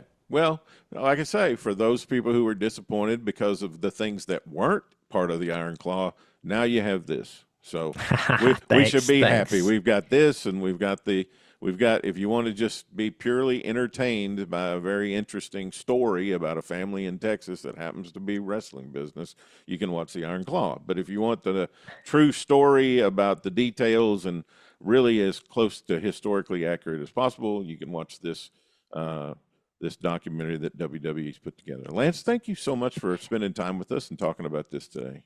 Thank you, Tony. I'm anxious for the to cover 1986. That Texas Stadium has some good backstories that I'm looking forward to it. Anytime. It was a pleasure, as always. All right, my man. Thank you so much. Thanks. Well, I hope you take some notes there and enjoy that segment of The Curse of the Von Erichs with our special friend and world-class championship wrestling expert, Lance Peterson. All right, the Pro Wrestling Time Tunnel History Show rolls on. We're going to stay in Texas, but we're going to go back about 10 years before. And we're going to go back 20 years before, because a lot of those events we were talking about with the Von Erichs happened in the 80s. We're going back to the 60s. And we're talking about the career of Dory Funk Sr., and we're talking about the Amarillo territory. As we left our segment last time, we were at the end of 1965, and we were setting the scene for what was going on, and we're getting ready to roll into 1966, and that's where we are today. So as we go into the year of 1966, Western State Sports, still owned by the majority owner and also a promoter in Amarillo and Booker, Doc Sarpolis. Dory Funk Sr. has bought into the territory. He's a minority behind-the-scenes partner. Most people don't know anything about the ownership stake of Dory Funk in the wrestling operation, because in these days in kayfabe, you just didn't do that. So Doc Sarpolis was definitely the front man, and they had a guy in Albuquerque, New Mexico. We're going to talk about Albuquerque today. We're going to talk about these towns that they would run in the loop of West Texas. Here, as we go through January, we're going to do a little deep dive on each town and give you a little bit of an idea of what the territory was like. But Albuquerque was run by a fellow named Mike London. And Mike London was originally from South Dakota. He was about 5'6". He weighed about 180 pounds. He debuted as a wrestler in 1933, worked as a very rough and tough roughhouse competitor in the Southwest in the junior heavyweight division. He worked in the 30s, the 40s, and into the early 50s. He opened a booking office in Denver, Colorado. He worked with Jim Barnett and Johnny Doyle there. He also was in Albuquerque, which we're talking about today. There was a dispute with Dory Denton, who had come in and opened up the Amarillo booking office. And Denton claimed that he had sold Albuquerque to him for a certain amount of money. And Denton said, or London denied it and said he didn't really sell it to him. And Denton had to produce the canceled check to the National Wrestling Alliance, as they were the ones who were settling the dispute. We'll get into that story sometime. It's that whole Albuquerque, El Paso, Colorado situation was really, really interesting there in the 1950s. But here we are. We're in the 60s, and Mike London, he was not a major national star or anything like that, but he was a star out here in the western part of the United States. He ran shows at the Ice Arena until it burned down in 1953. A lot of wrestling buildings burning down there in the early 1950s. Then he moved over to the Armory, which he started running in 1954. Eventually, he moved to the Civic Auditorium. And we'll talk a little bit about the Civic Auditorium. The television was run on Channel 7, KOAT television there in Albuquerque. I believe they were a CBS affiliate. The show ran on Sunday afternoon at 3 p.m. And later on, as it got into the 1970s, the television show would move to Sunday morning. But they were running on Saturday afternoon at 3 o'clock. That station, KOAT in Albuquerque, launched on the air October 2nd, 1953. And they would, the wrestlers would take a tape of the show that they had taped in Amarillo on Saturday. Wrestlers would work Hereford, Texas on Saturday night, or they'd work Littlefield, Texas on Saturday night. And then they'd drive to Albuquerque with that reel of tape with the show on it. The engineer, if you follow me on social media, you would have seen, I posted a picture of a engineer in a television control room threading up a tape to run a movie or a television show or something like that. That's what they did in those days. And then they had left space in the show in Albuquerque for breaks. And so during the breaks on KOAT, Mike London, the promoter, would take the microphone, and he'd be the interviewer, and he'd interview the wrestlers about the card in Albuquerque for either that Sunday night or that Monday night or that Friday night. And so they would work off of the angles and the stuff that happened in the show, and then the local interviews would localize it and customize it for Albuquerque. The television station was on University Boulevard, and they ran, as I mentioned, they ran different nights on different buildings. The Sunday night show here at the beginning of the year is at Civic Auditorium. That's where they ran their typical big shows. It was a domed type building. They built the building by pouring concrete over a sand hill, and then they removed the sand out. They held about 6,000 people at the Civic Auditorium. It opened up on April 27th, 1957 with the Albuquerque Civic Symphony. And that was, the city building was built to help celebrate the 250th birthday in 1956 of the city of Albuquerque. And they tore the building down and demolished it in 1987. So the building lasts about 30 years. And the Civic Auditorium was downtown on Grand Avenue. Later, that street was renamed to Martin Luther King Jr. Avenue between St. Joseph Hospital and Interstate 25. And that's where they had their big shows. If they wanted, if they're going to draw a couple thousand people, like I said, the capacity was 6,000. The first card of the new year was Sunday, January 2nd, 1966. And on that card, Dutch Savage, one of the heels in the territory, pinned Rene Goulet in 8 minutes and 24 seconds. Ricky Romero pinned Jake Smith, that's Grizzly Smith, who was one half of the Kentuckians tag team that had been in there in the end of 1965. I'm not sure. I don't see the Kentuckians on the cards in January, so perhaps Luke Brown moved on to another territory or something, and Grizzly stayed behind. They were advertised in the newspaper as the Three Funks because, as you'll remember from last time, Terry Funk made his debut in December of 1966. He's 21 years old at this particular point. He'll be 22 on June 30th, 1966. So in the newspaper, they just referred to them as the Three Funks. So they did some six-man tags. That's not going to last long because Dory Jr. is going to be going to Dallas. And coming up on an episode here, we're going to tell you all about that situation where Dory is going to be leaving the territory and going to Dallas, and they have to get the tag titles off of Dory Funk Jr. and Ricky Romero so he can leave the territory. And then in the main event, Iron Mike DiBiase won the match against Sailor Art Thomas. Now, Sailor Art Thomas was a brand new babyface coming into the territory. DiBiase was a longtime heel in the Texas territory. Let's talk about Iron Mike DiBiase for just a minute. He was born in 1923. He famously passed away. Had a heart attack in Lubbock, Texas, during a wrestling match on July 2nd, 1969. It was just a couple of weeks into Harley Race's first booking job. And as you probably have guessed, he's the stepfather of the $1 Million Man, Ted DiBiase. And he's the grandfather of Mike DiBiase, Ted DiBiase Jr., and Brett DiBiase.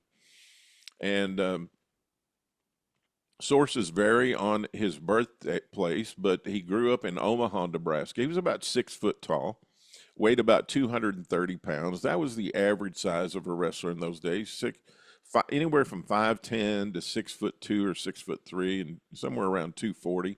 He was 6 feet tall and weighed 230.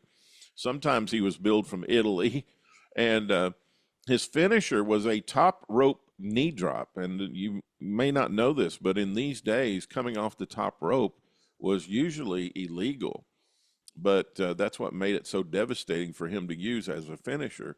And he was quite a competitor. He was in the U.S. Navy during World War II. He won the 1946 Amateur Championship, National Championship in the Unlimited Heavyweight Division. He attended the University of Nebraska, where he's a multi-year letterman in wrestling, and also competed in the NCAA tournament in 1947 and 1948. He earned the Iron Mike nickname in college after he battled back from a potentially career-ending knee injury.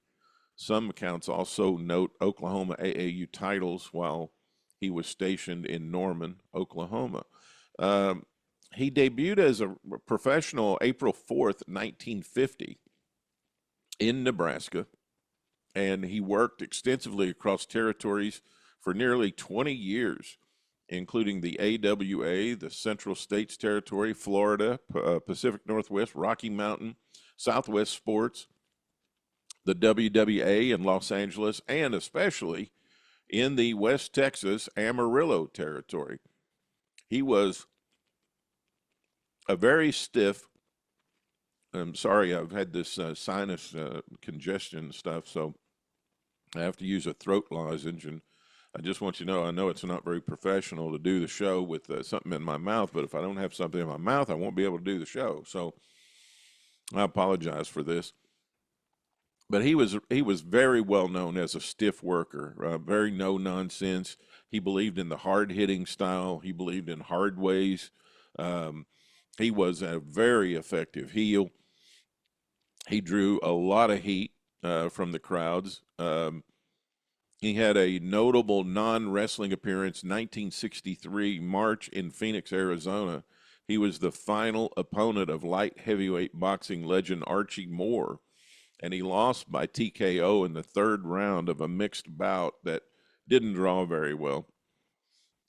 It seems like the wrestling promoters were always trying that gimmick of a wrestler and boxer, and it hardly ever drew crowds or didn't go over well with people when they had it. He was very prominent, as I mentioned, in the Western States territory here in Amarillo, and he won the North American Heavyweight Championship 3 or 4 times.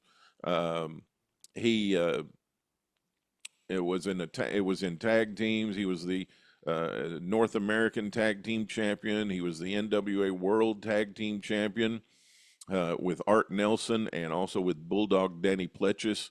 They formed the first trio heel team in West Texas: DiBiase, Pletchis, and Nelson. Nelson would leave the group at some point, and Rip Rogers, who was Eddie Graham, would join in that heel trio team. He had a long-running feud with Dory Funk Sr., and they had that famous Texas death match just about 6 months before this time period that we're talking about, July 29th, 1965, in Amarillo, and the NWA North American Heavyweight title was at stake, and it was a brutal, bloody match. Lasted about 3 hours and 10 minutes. And with the little breaks in between, it was probably 4.5 hours, actually. And I think it went 12 falls. And when the match was stopped because of curfew, it was even, 6 falls apiece. And Sam Mushnick, president of the NWA, ordered a return match the next week and put a 60-minute time limit on it. And I believe Iron Mike DiBiase won the rematch because Funk Sr. was always very good about putting over whatever was going to be the best for business. Iron Mike died, as I mentioned, in Lubbock, Texas, July 2nd, 1969. I interviewed a couple of people for my Dory Funk Sr. book that were there when he passed away that night in Lubbock. And just a shame that his career was cut short like that. And he was 45 years old when he passed away. His main competitor for these matches in January in Albuquerque. Now, in these days, Sarpolis booked towns. So rather than booking the same match around the territory, which would be more commonplace in the 80s, where they were doing longer tours and thinking about national expansion. So they'd book the same match in Atlanta and Charlotte and Greensboro one month and then come back next month with something else. In the territory days, when they did weekly towns, often they booked towns. They booked specific programs with specific guys for specific towns. And so in Albuquerque, they set up this match between DiBiase and the brand new babyface coming in territory, Sailor Art Thomas. He was also known as Seaman Art Thomas, born in 1924, passed away 2003, and born in Gadsden, Alabama. After his mother passed away, he was raised in a Wisconsin orphanage and various other foster homes. He served 27 months in the U.S. Merchant Marine, hence the nickname Sailor Art Thomas. This was in World War II. And he worked in a construction battalion, helping build airstrips. He built an airstrip on Guam, very famous in and out place for military planes and jets. And this service in the military is what inspired his longtime seaman gimmick or sailor gimmick. After the war, he worked for Greyhound Bus Lines and became a professional bodybuilder. And people say that he was one of the most amazing physical specimens that they had ever seen at any time in his career. They never saw him where he won the best chest and best back categories often in bodybuilding contests. His natural strength and muscular build, usually built around, excuse me, he was about 6'5" and weighed 300 pounds.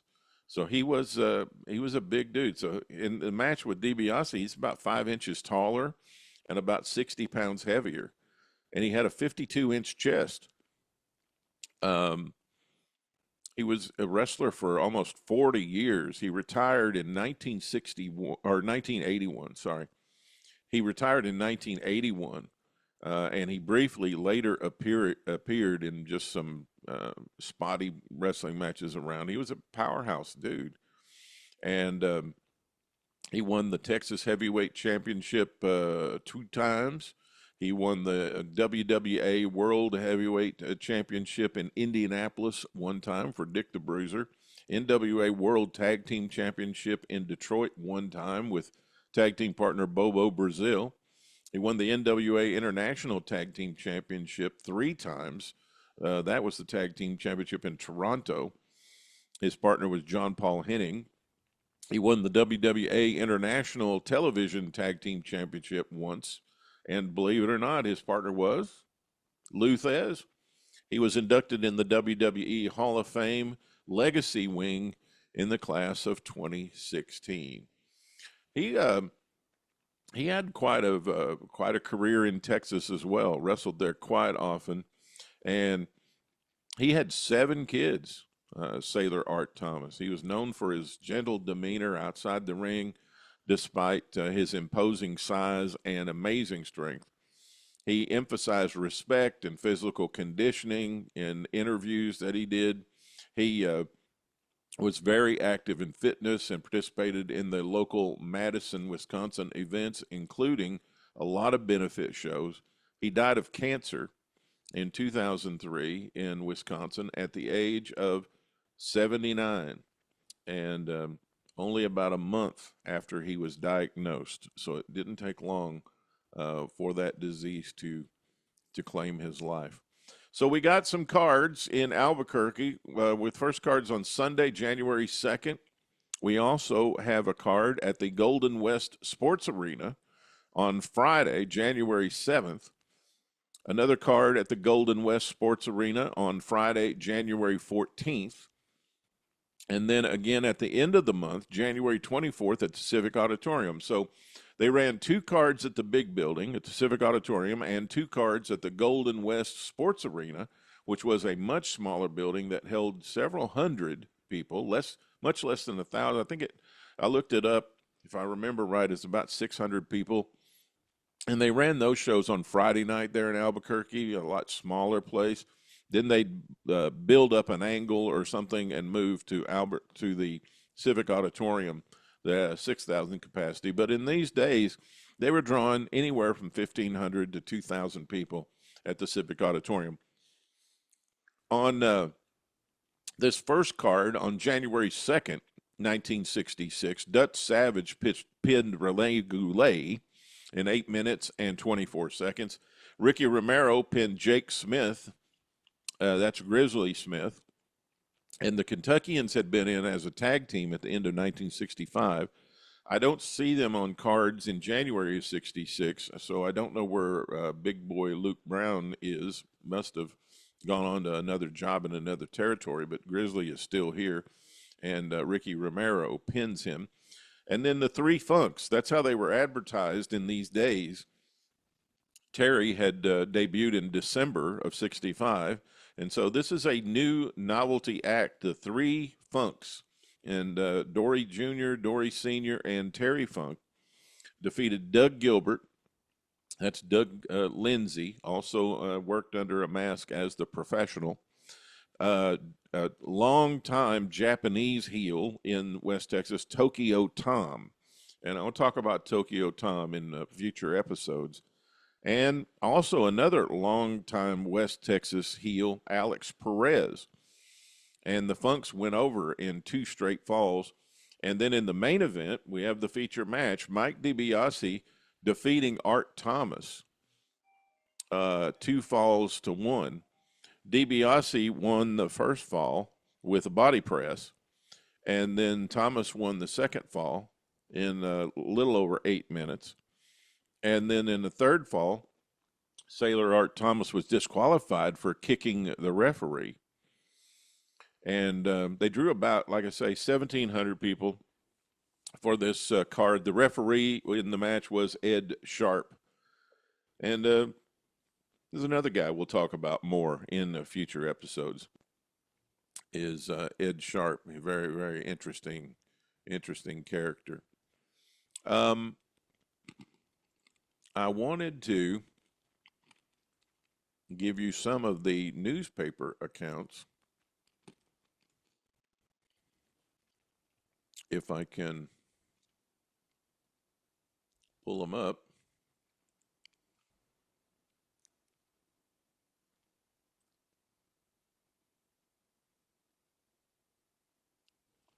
May not be able to.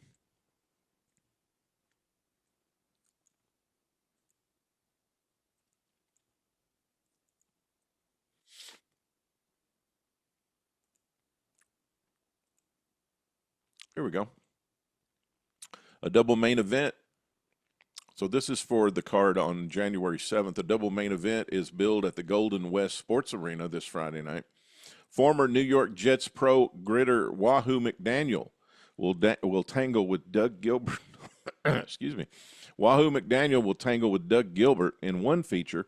Dandy Jack Donovan wrestles Doe Gilbert. That should be Doug Gilbert, not Doe Gilbert. They put an H on the end of his name. In the companion match. And young Terry Funk wrestles Salt Lake's Dutch Savage in the opening match. All right, let's check the results of that card at the Golden West Arena.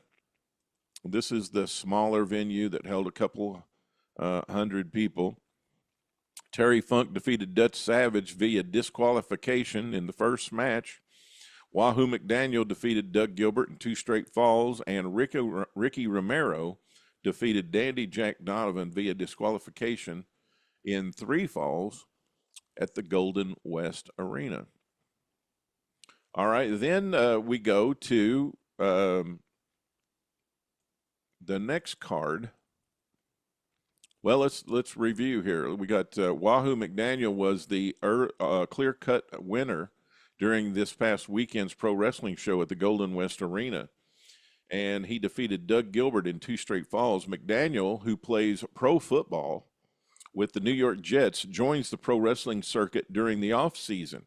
And we're going to be talking about this more during this month of January, because Wahoo McDaniel is negotiating with the New York Jets to stay on the football team. So there's going to be some headlines during this month about Wahoo and whether or not his football career is going to continue.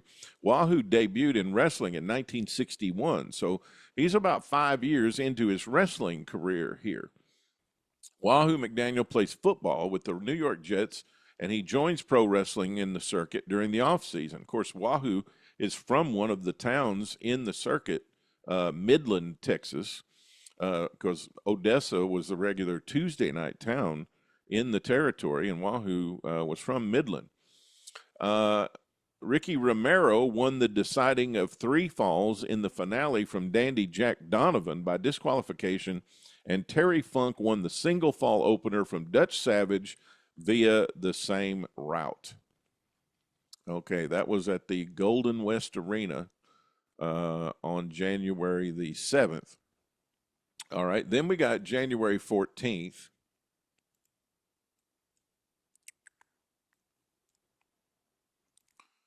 January 14th.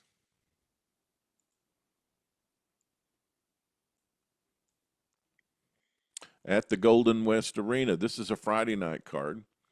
Terry Funk fought Tretch Phillips to a draw in 30 minutes. So Terry goes out there. He's been in the wrestling business now about a month. And he goes out and is put into the opening match. And oftentimes in these days, especially in this decade of 65 to 75, there were a lot of opening matches that were pure wrestling. You were educating your wrestling crowd I mean, all the theatrical, big craziness and wild stuff and all that, that typically happened either in the semi-main event or the main event. You had a lot of wrestling going on up until that point. You built your card, and you started out with straight ahead wrestling. And Terry Funk and Tretch Phillips. Tretch Phillips was from Tennessee. He was a long time heel. Worked a lot in the Oklahoma territory, worked a lot in Georgia and Tennessee, and he's here, and they do 30 minutes in the opening match. And they used Sputnik Monroe in Terry's debut match in Amarillo. And now they're using another longtime working heel who knows what he's doing and can help him get through the match here, Tretch Phillips. Wahoo McDaniel beat Dutch Savage. And then in the main event, Ricky Romero defeated Dandy Jack Donovan at the Golden West Arena in Albuquerque. Then we have the big card.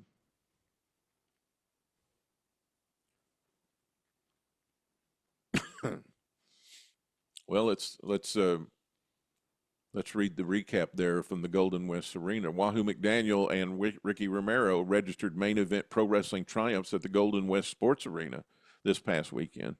The next card is this Monday night at the Civic Auditorium. So they would have done matches at the Golden West Arena on the 14th. They would have come back and done a television show that next Sunday and promoted the big card coming up at the Civic Auditorium on the 24th. They would have done a television show on the 23rd. Is that right? Let's see. The 24th was a Monday night, I believe. Yes, Monday the 24th. Now, the territory also ran Abilene, Texas on Monday night, so they've got to run split crews for this particular night. Some of the boys went to Abilene, and some of the boys went to Albuquerque for a big show. And this card drew about 1,700, I believe. So, excuse me. McDaniels is a star linebacker for the American Football League New York Jets during the grid season, and he scored his second straight Duke City mat win. Duke City was a nickname for Amarillo. He won his second straight Duke City mat win against Salt Lake's Dutch Savage. Ricky Romero, West Coast club favorite, defeated Jack Dandy Donovan in the co-featured bout, while Terry Funk and Tretch Phillips wrestled to a 30-minute draw. All right, so on the 24th, we've got in the main event coming back with Seaman Art Thomas. And we want to mention, too, that on the 24th at the Civic Auditorium in Albuquerque, Manager in a Cage, Seaman and DiBiase will wrestle on Monday. And Jack Kane was Iron Mike DiBiase's manager. The wrestling match that local mat fans have been clamoring for between Seaman Art Thomas, 25, and Iron Mike DiBiase headlines Monday night's pro wrestling show at the Civic Auditorium. Jack Kane, DiBiase's ruthless manager, will be locked in a cage suspended 10 feet in the air above the ring for the duration of the main event. Kane has been interfering in bouts involving DiBiase in the past here at the Civic Auditorium, so promoter Mike London has now insisted that the troublesome manager be prevented from causing any more disturbances whenever the Rocky Mountain heavyweight champion from Omaha wrestles here.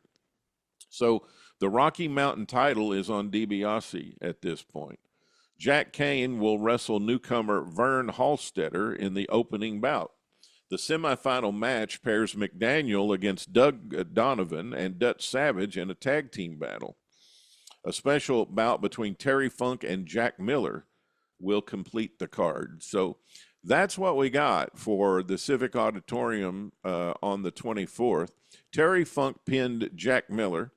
Jack Kane in a match pinned Vern Statler. We mentioned that he's a rookie here. Ricky Romero and Wahoo McDaniel in a tag team match fought Jack Donovan and Dutch Savage to a draw in 3 falls. And then Seaman Art Thomas earned a title match against Rocky Mountain heavyweight champion Iron Mike DiBiase by defeating the Omaha native in 2 out of 3 falls in a non-title feature match before nearly 1,700 fans in the Civic Auditorium last night. Thomas used a headbutt and a body press for the deciding pin. Wahoo McDaniel and Dutch Savage traded pins before time ran out to end the tag team Ricky Romero McDaniel versus Jack Donovan Savage match, which ended in a draw. Terry Funk pinned Jack Miller, and Jack Kane pinned Vern Statler in the preliminary match. So I can just imagine how hot that television show was. The card was on a Monday night, so all the boys would have driven to Albuquerque on Sunday. They would have been on television on Sunday afternoon at 3 o'clock doing the interview inserts. So London is there telling Jack Kane, probably the Sunday before, because this was in the newspaper on the 23rd. So the day before the television show on a Saturday, it would have been out in the paper that Jack Kane was going to be in a cage. So London, I'm sure, would have brought that up on the television interview with Jack Kane and Mike DiBiase, that Kane was going to be put in the shark cage 10 foot above the ring. So they were doing the cage above the ring gimmick here in January 1966 in Albuquerque. And that would have been a hot show. And then I'm sure he would have interviewed Art Thomas as well. He would have probably the two main baby faces in the territory, Ricky Romero and Wahoo McDaniel, probably would have been interviewed. And then also Dandy Jack Donovan and Dutch Savage, who were two of the main heels in the territory. And then they would have done, so 3 interview segments, I would imagine.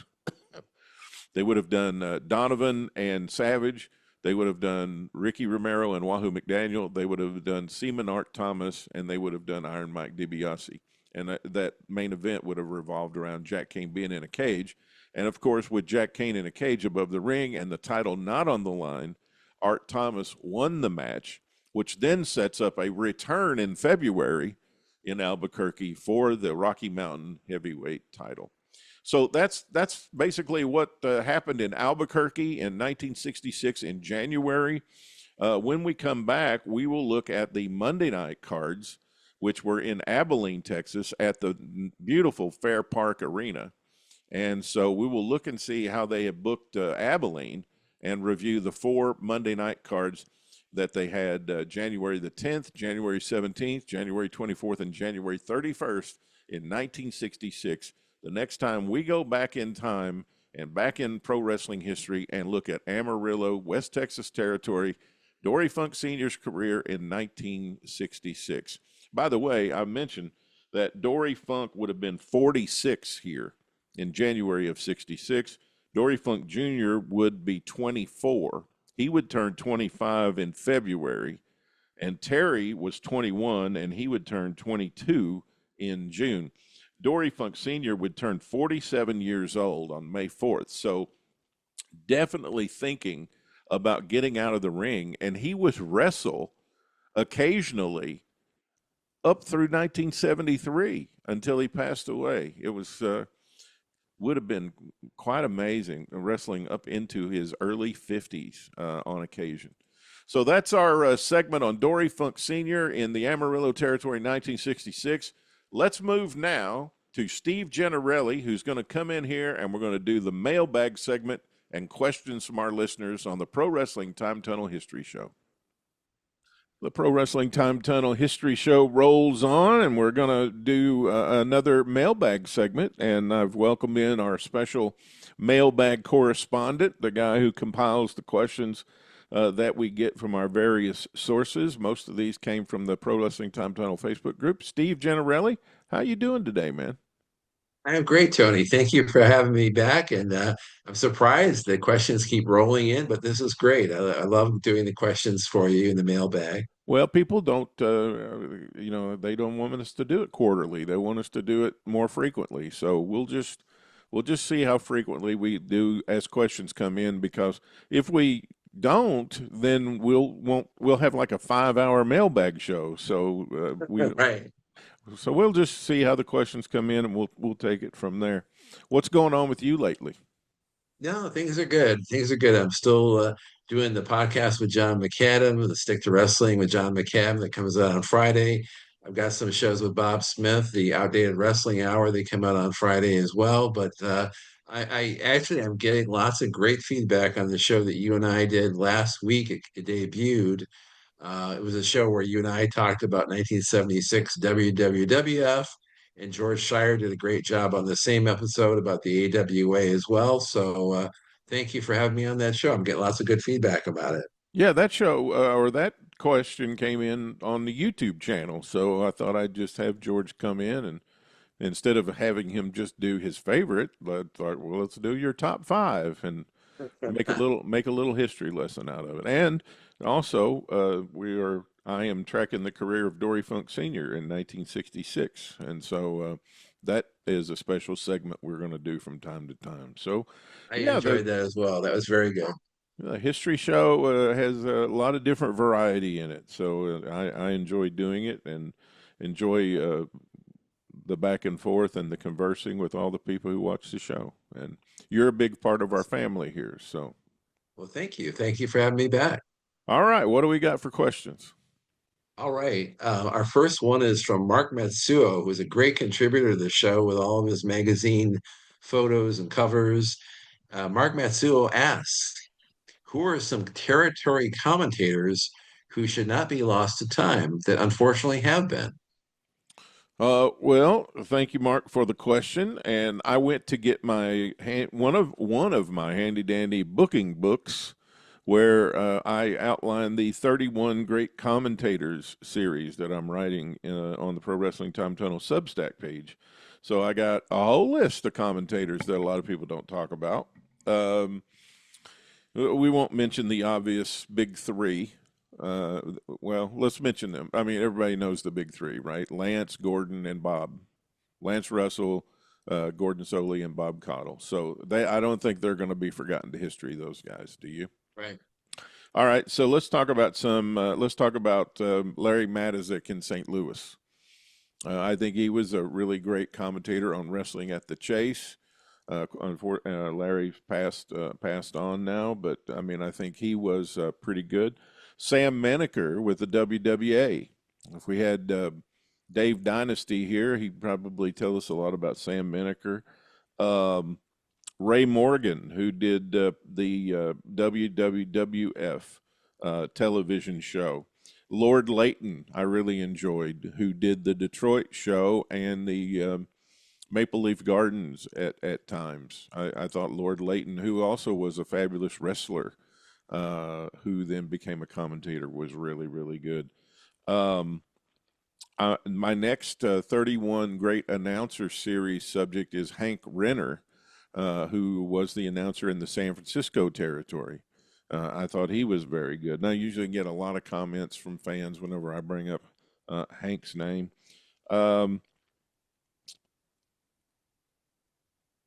I would say one that we don't have any. Well, we've got a little bit of San Antonio on Steve Stack, but Steve Stack was the Amarillo television commentator. We got maybe 4 pieces of video, one with him interviewing Dory Funk Sr. while Terry and Dory are working out in the ring, and a couple other things. But I wish we had more on Steve Stack, and I wish we had more on Amarillo. But those are just a few.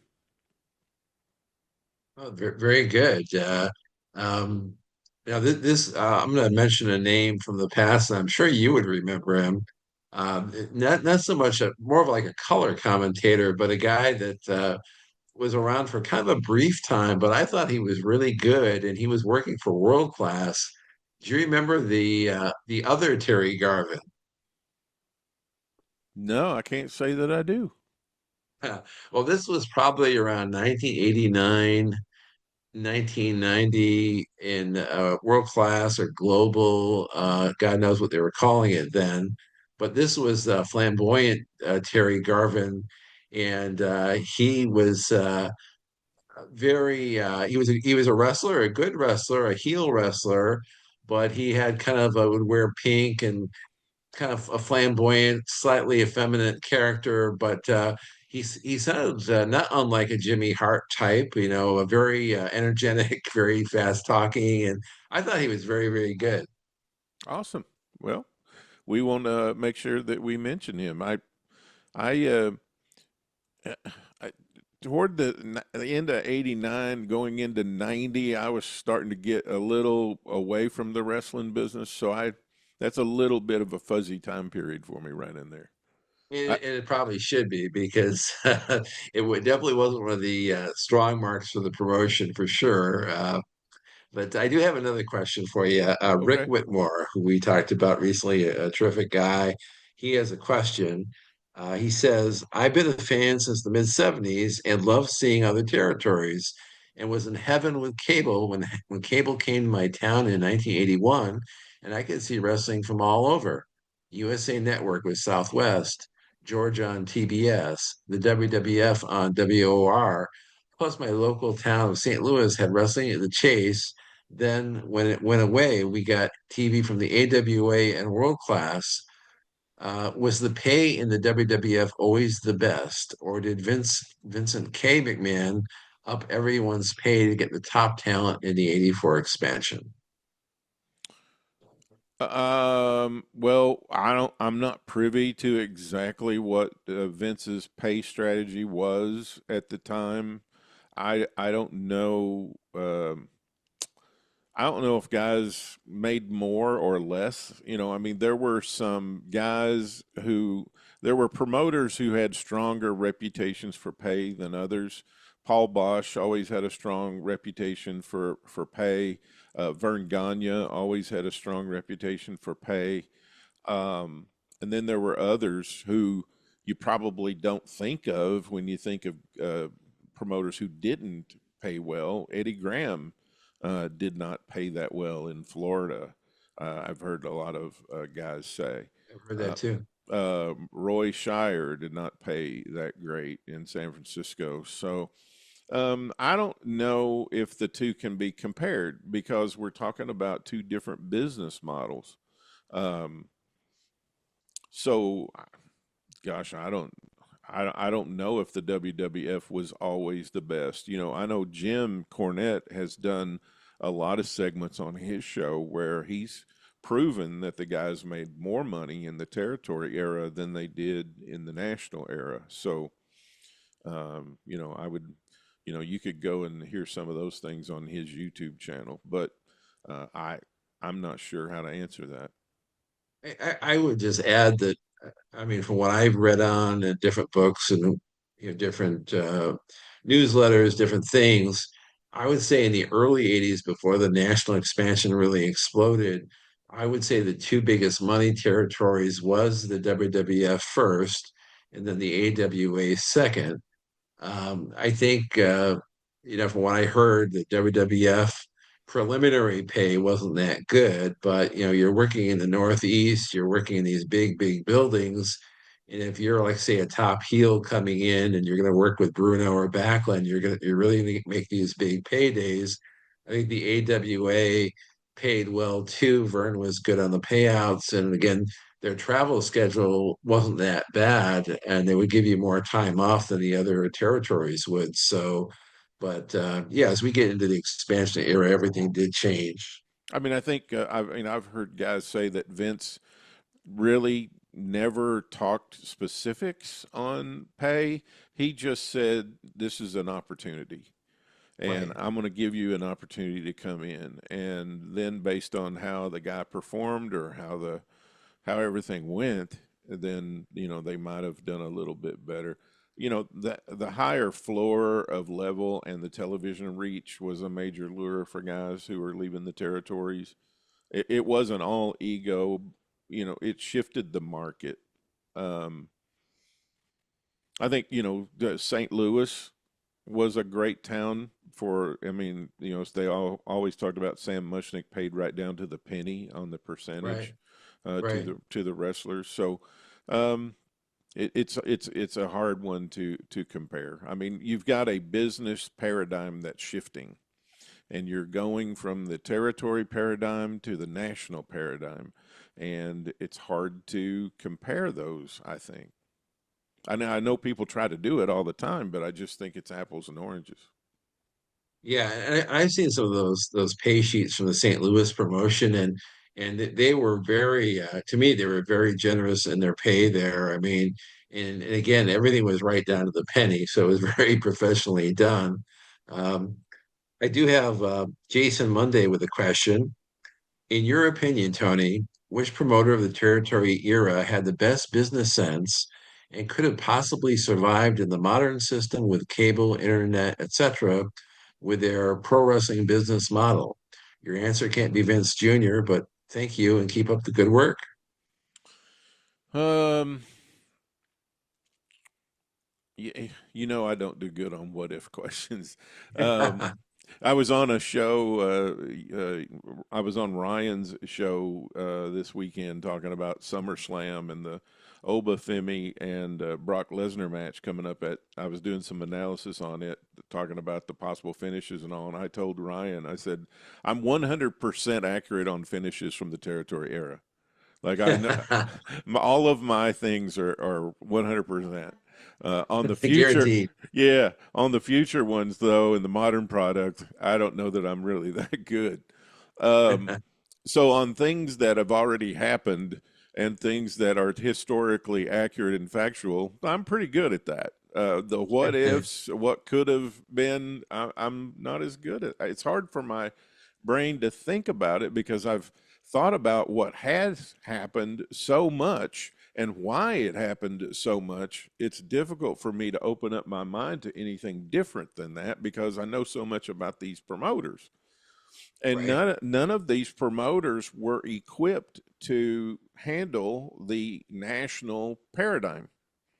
They were all good at the territory paradigm where their territories were sealed off from the world. I was just thinking about the guy who was asking the question who said, I started seeing this wrestling from here and I started seeing this wrestling from here. Well, there's a sign right there that you're entering a new business paradigm. When you can sit in your home and you can see all of this wrestling from other places, the paradigm is changing because before that, that wasn't possible.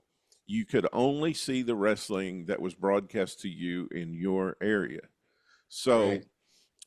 none of those guys were good at it. No promoter was good at making the shift into the paradigm. So it's hard for me to think about any of them being successful if they would have had the national opportunity because they kind of all did have it. I guess Watts would be the guy who, if he had, see, here's again, when I think about Bill Watts, he didn't have his head in the game. He was thinking about, he wanted out of the wrestling business at the time. He wasn't interested in being in the business. He was interested in doing other things. He wanted to do multi-level marketing. He wanted to be in the jet fuel business. He wanted to do some other things.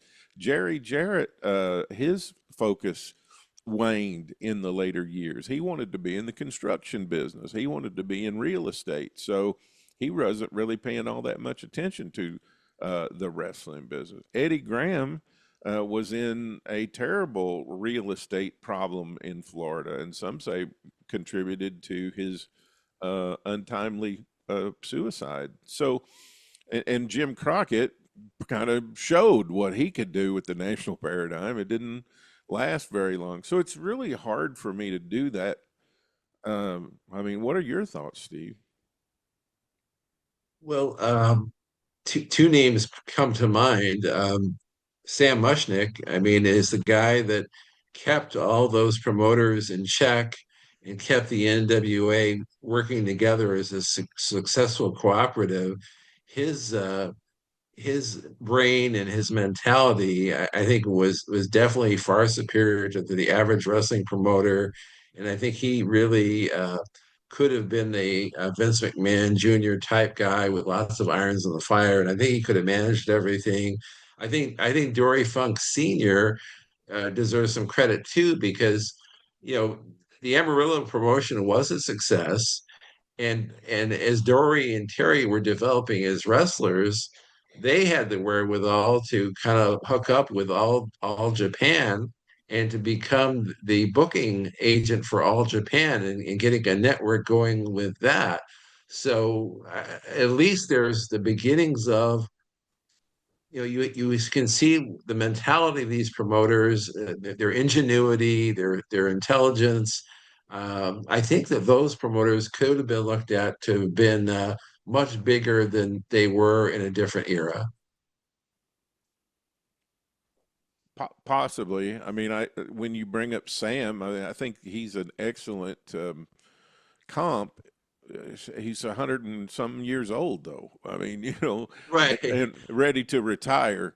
He held on being the promoter in St. Louis for 7 years past the time he retired as president of the National Wrestling Alliance. And I think by the time he did retire in 1982, well, actually, it was New Year's Day, 1982, he was kind of done, with the Right. wrestling business. But if you could have found somebody that was, kind of like that, and that was also why the NWA met its demise, because they had nobody to replace Sam Right. that could do all the things that you mentioned. So I hate to be a party pooper on a question like this. It's just I can't think of anybody who would have, because I saw how they handled the opportunities that they did have, and they didn't handle them well. They were not equipped because the wrestling promoters were equipped to run a small business. They were not equipped to run a corporation. Right. So they were not equipped like a Vince McMahon Jr., who knew his own weaknesses and limitations and filled those ins with other people who had talent. Whereas the small business, small operation wrestling promoters that we all know and love, your Wattses, your Jarretts, your Crockett's, your Grahams, they were very good at running their small, tightly held, closely held operation, but not something as big as a national operation. It's just two different leadership and business roles. And I don't Right. know that any of them could have filled in. I mean, I just give Vince all the credit in the world. He handled it just brilliantly. Yeah, and I think Vince McMahon really was set up to succeed because, I mean, at a fairly early age, I think in his early 20s, he becomes the voice of the promotion, the announcer, and in his father's promotion was arguably the most successful promotion in the United States or North America at that time. So he's got the ringside seat to see how this successful operation is going. And of course, he's involved on the television side. He's meeting and talking with TV executives and people. And as you well know, eventually he gets Jim Barnett on board, who's the ultimate authority on that subject. And Yeah. he has wrestling people like, say, George Scott to come on board and manage some of the wrestling aspect of it. So what he doesn't know himself, he's surrounding himself with the best people to avail himself to be a success. So, and also I think the elder Vince McMahon, um, could have probably sold the Worldwide Wrestling Federation or WWF to a third party for a much larger sum than what he ended up selling it to young Vince for, in my opinion. I mean, I to your point earlier, I'm gonna make a couple other little observations here. I mean, the Funks saw it. They saw the paradigm changing. That's why they sold. Right. Terry and Dory Jr. were getting more and more popular around the country as wrestlers. They had the deal with All Japan, and they were going to Japan, and they were very over in Japan. And they also had this little, small, closely held family business in Amarillo. And they had to make a choice. Like the business was changing, they didn't see themselves doing what we're discussing, so they sold. The Briscoes saw it. They saw it changing. They saw an opportunity. Whether they could or couldn't have taken advantage of the opportunity, we don't know, because they sold, because they saw what was happening. They saw the change. And they bet they had an opportunity to sell Georgia Championship Wrestling and bet on Vince at the same time. So the other thing I would say is, just from my background as an executive coach, I will tell you, like, in categorization of presidents and CEOs, for example, there are different kinds of those. There's a turnaround CEO who, that guy is really, really good at coming in when a business is on its butt and clawing, scratching, and fighting to turn it around. There are mature company CEOs who are very good at coming in when something's already humming along and already running, and all they have to do is maintain it. There are growth CEOs where the previous CEO took it to a certain level, but then the business got stuck and couldn't grow. And you bring in this other guy whose growth is his forte. So there's even different kinds of people who lead and operate in companies. And so this particular role that Vince took on was more of a growth role, where the company was in good shape. It had its regular footprint in the Northeast, and it was going to expand to other territory. And he just was uniquely gifted for that role. Now, when the WWF reached maturity in the early 90s, he was not the right guy because they got stuck. And he almost went to prison for the steroid stuff. But while he was involved in all that, he brought in other people who got a foothold and changed up the WWF and got it rolling again. So Right. I'm just throwing all that out for people to think about when we think about these kinds of questions, where it isn't just the guy with the product that you watch.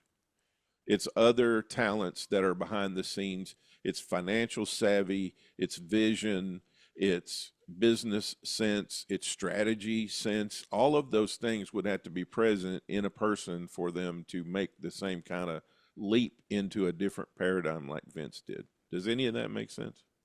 It makes a lot of sense. So it's hard for me to answer that because I don't see anybody. You know, Eddie Graham was extremely strategic within the state of Florida. Not sure outside the state of Florida how he was, because he had other limitations that prevented that. And you could just go down the list and I could tell you why it wouldn't be a good idea. And I can't really give you the name of somebody that I think it would be a good idea. So, Right. Now, fellow podcaster Joey Harris has a question. oh, Joey. Who is your favorite commentary team? Well, I don't really have one. Most of my favorite commentators were solo acts, which is a foreign thought these days, but used to, there weren't teams. I mean, the only team that I can think of that existed in the 60s and 70s was Lance and Dave in Memphis.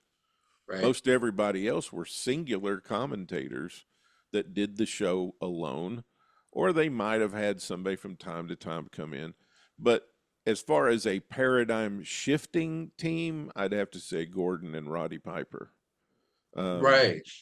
They That's a good call. they probably changed they probably changed the paradigm to the point where the bookers or the people in charge of the product thought they needed more than one commentator. I think Right. they really caused that sea change. Piper was a babyface in the beginning. No, let's take that back. He was a heel who turned babyface while being a commentator when Right. he rescued Gordon from Morocco, wasn't it? That's right. Yeah. So, I mean, that Georgia satellite delivered WTBS, I think, caused most people to look at it and go, hey, that's working pretty good. We need two people. But Right. for the most part, excuse me, I'm getting over some kind of respiratory thing. But before that, it was all singles, except for Lance and Dave in Memphis. You know, I've said before, my favorite commentator of all time is Sterling Brewer in Birmingham, Alabama, who was a Gulas Welch commentator, who I saw from time to time when they would show film from Birmingham on the show here, on the Nashville show that I watched. But yeah, I don't know. I'd have to say, for the reason that they changed the game, I would say Gordon and Roddy. Two of my favorites from the mid 80s were from the UWF, the team of young Jim Ross and young Michael Hayes. That was a very good team. Yeah. Yes. And I always liked the team, especially on the big events of Gorilla Monsoon and Jesse Ventura, like for your WrestleMania 3 or WrestleMania 1, that sort of thing. Yeah. I like those guys too. I like them better now than I did then, even. Right. When I go back and watch them now, it's like, well, they're pretty good. Absolutely. I have another question for you. This is from Clarence Grigsby. Did Kevin Sullivan ever mention the great Mephisto as an influence? They were in Georgia at the same time, and Mephisto made occult references in his interviews. Heck, Mephisto even mentioned Abu Din a few He times. did. Yep. Jimmy Alt, um, who's Frankie Kane's real name, I think. Jimmy Alt was in Georgia at the same time as Kevin. I don't remember ever hearing Kevin mention, but Kevin has done so many interviews and has so much material out there. I also can't tell you that I've seen it all.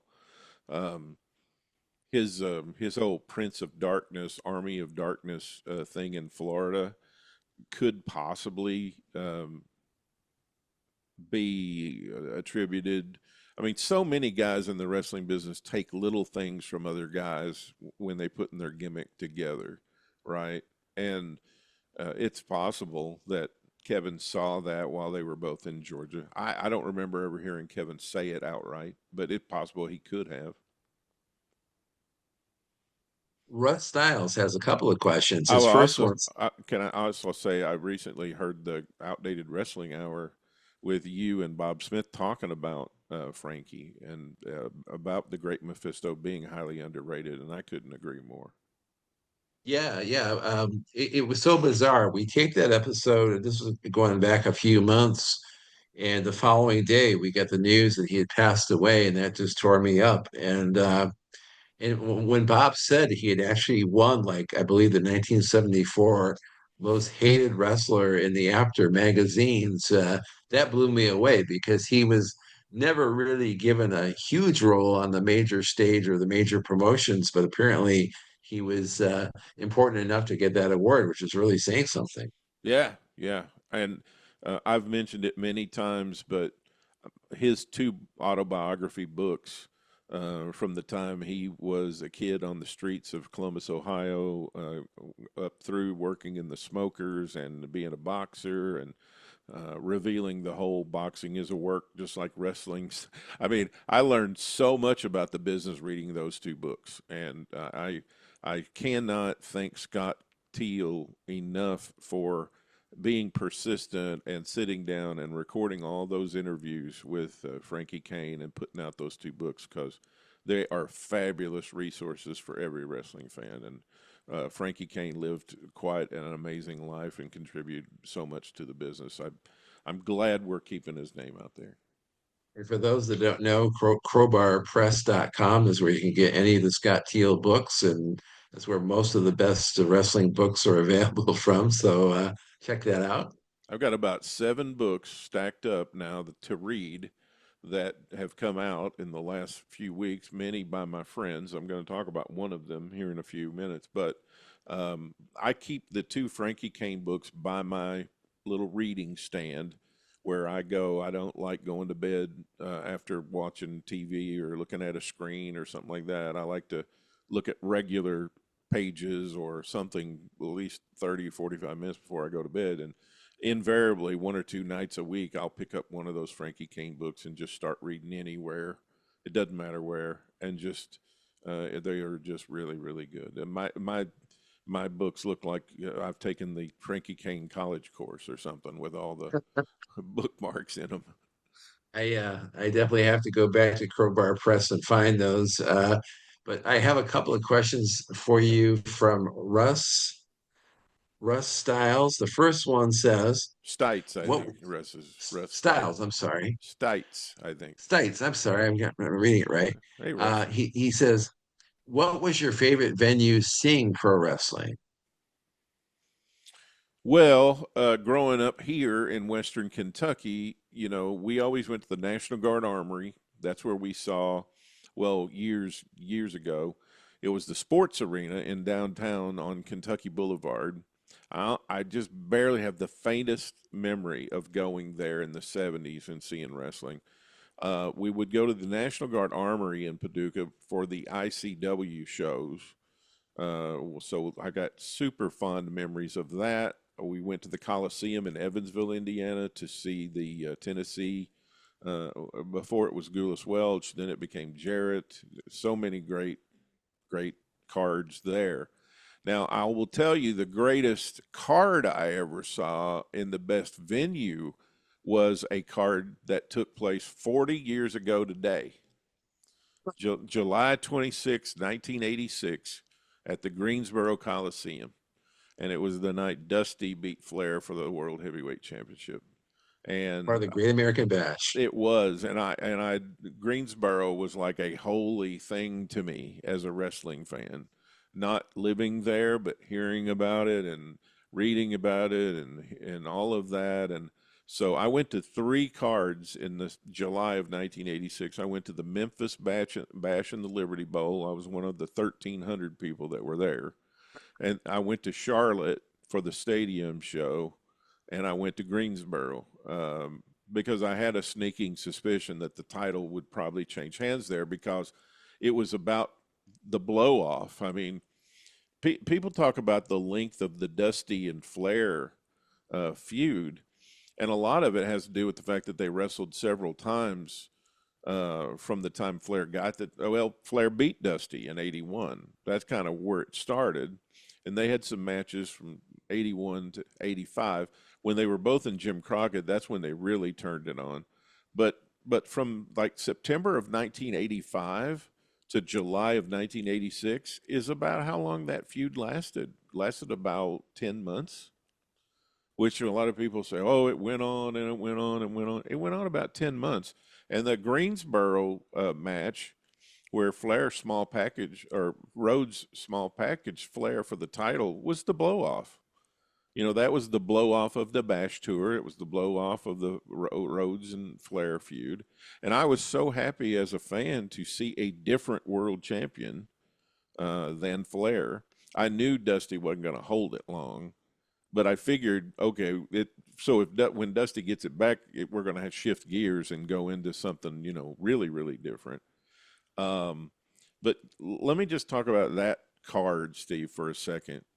We're taping this on July 26th. It's not. It's going to come out like on July 29th on that show this week. But today is the 40th anniversary. So in the main event, in a cage, it's Dusty and Flair for the World Heavyweight title. Match goes over 20 minutes. I mean, Dusty is older, and he's definitely bigger at this point in his career, heavier, I mean. But the guy still could move. I mean, I wasn't bored with the match at all. I mean, they kept it hard hitting, and of course there was some blood and this, that, and the other.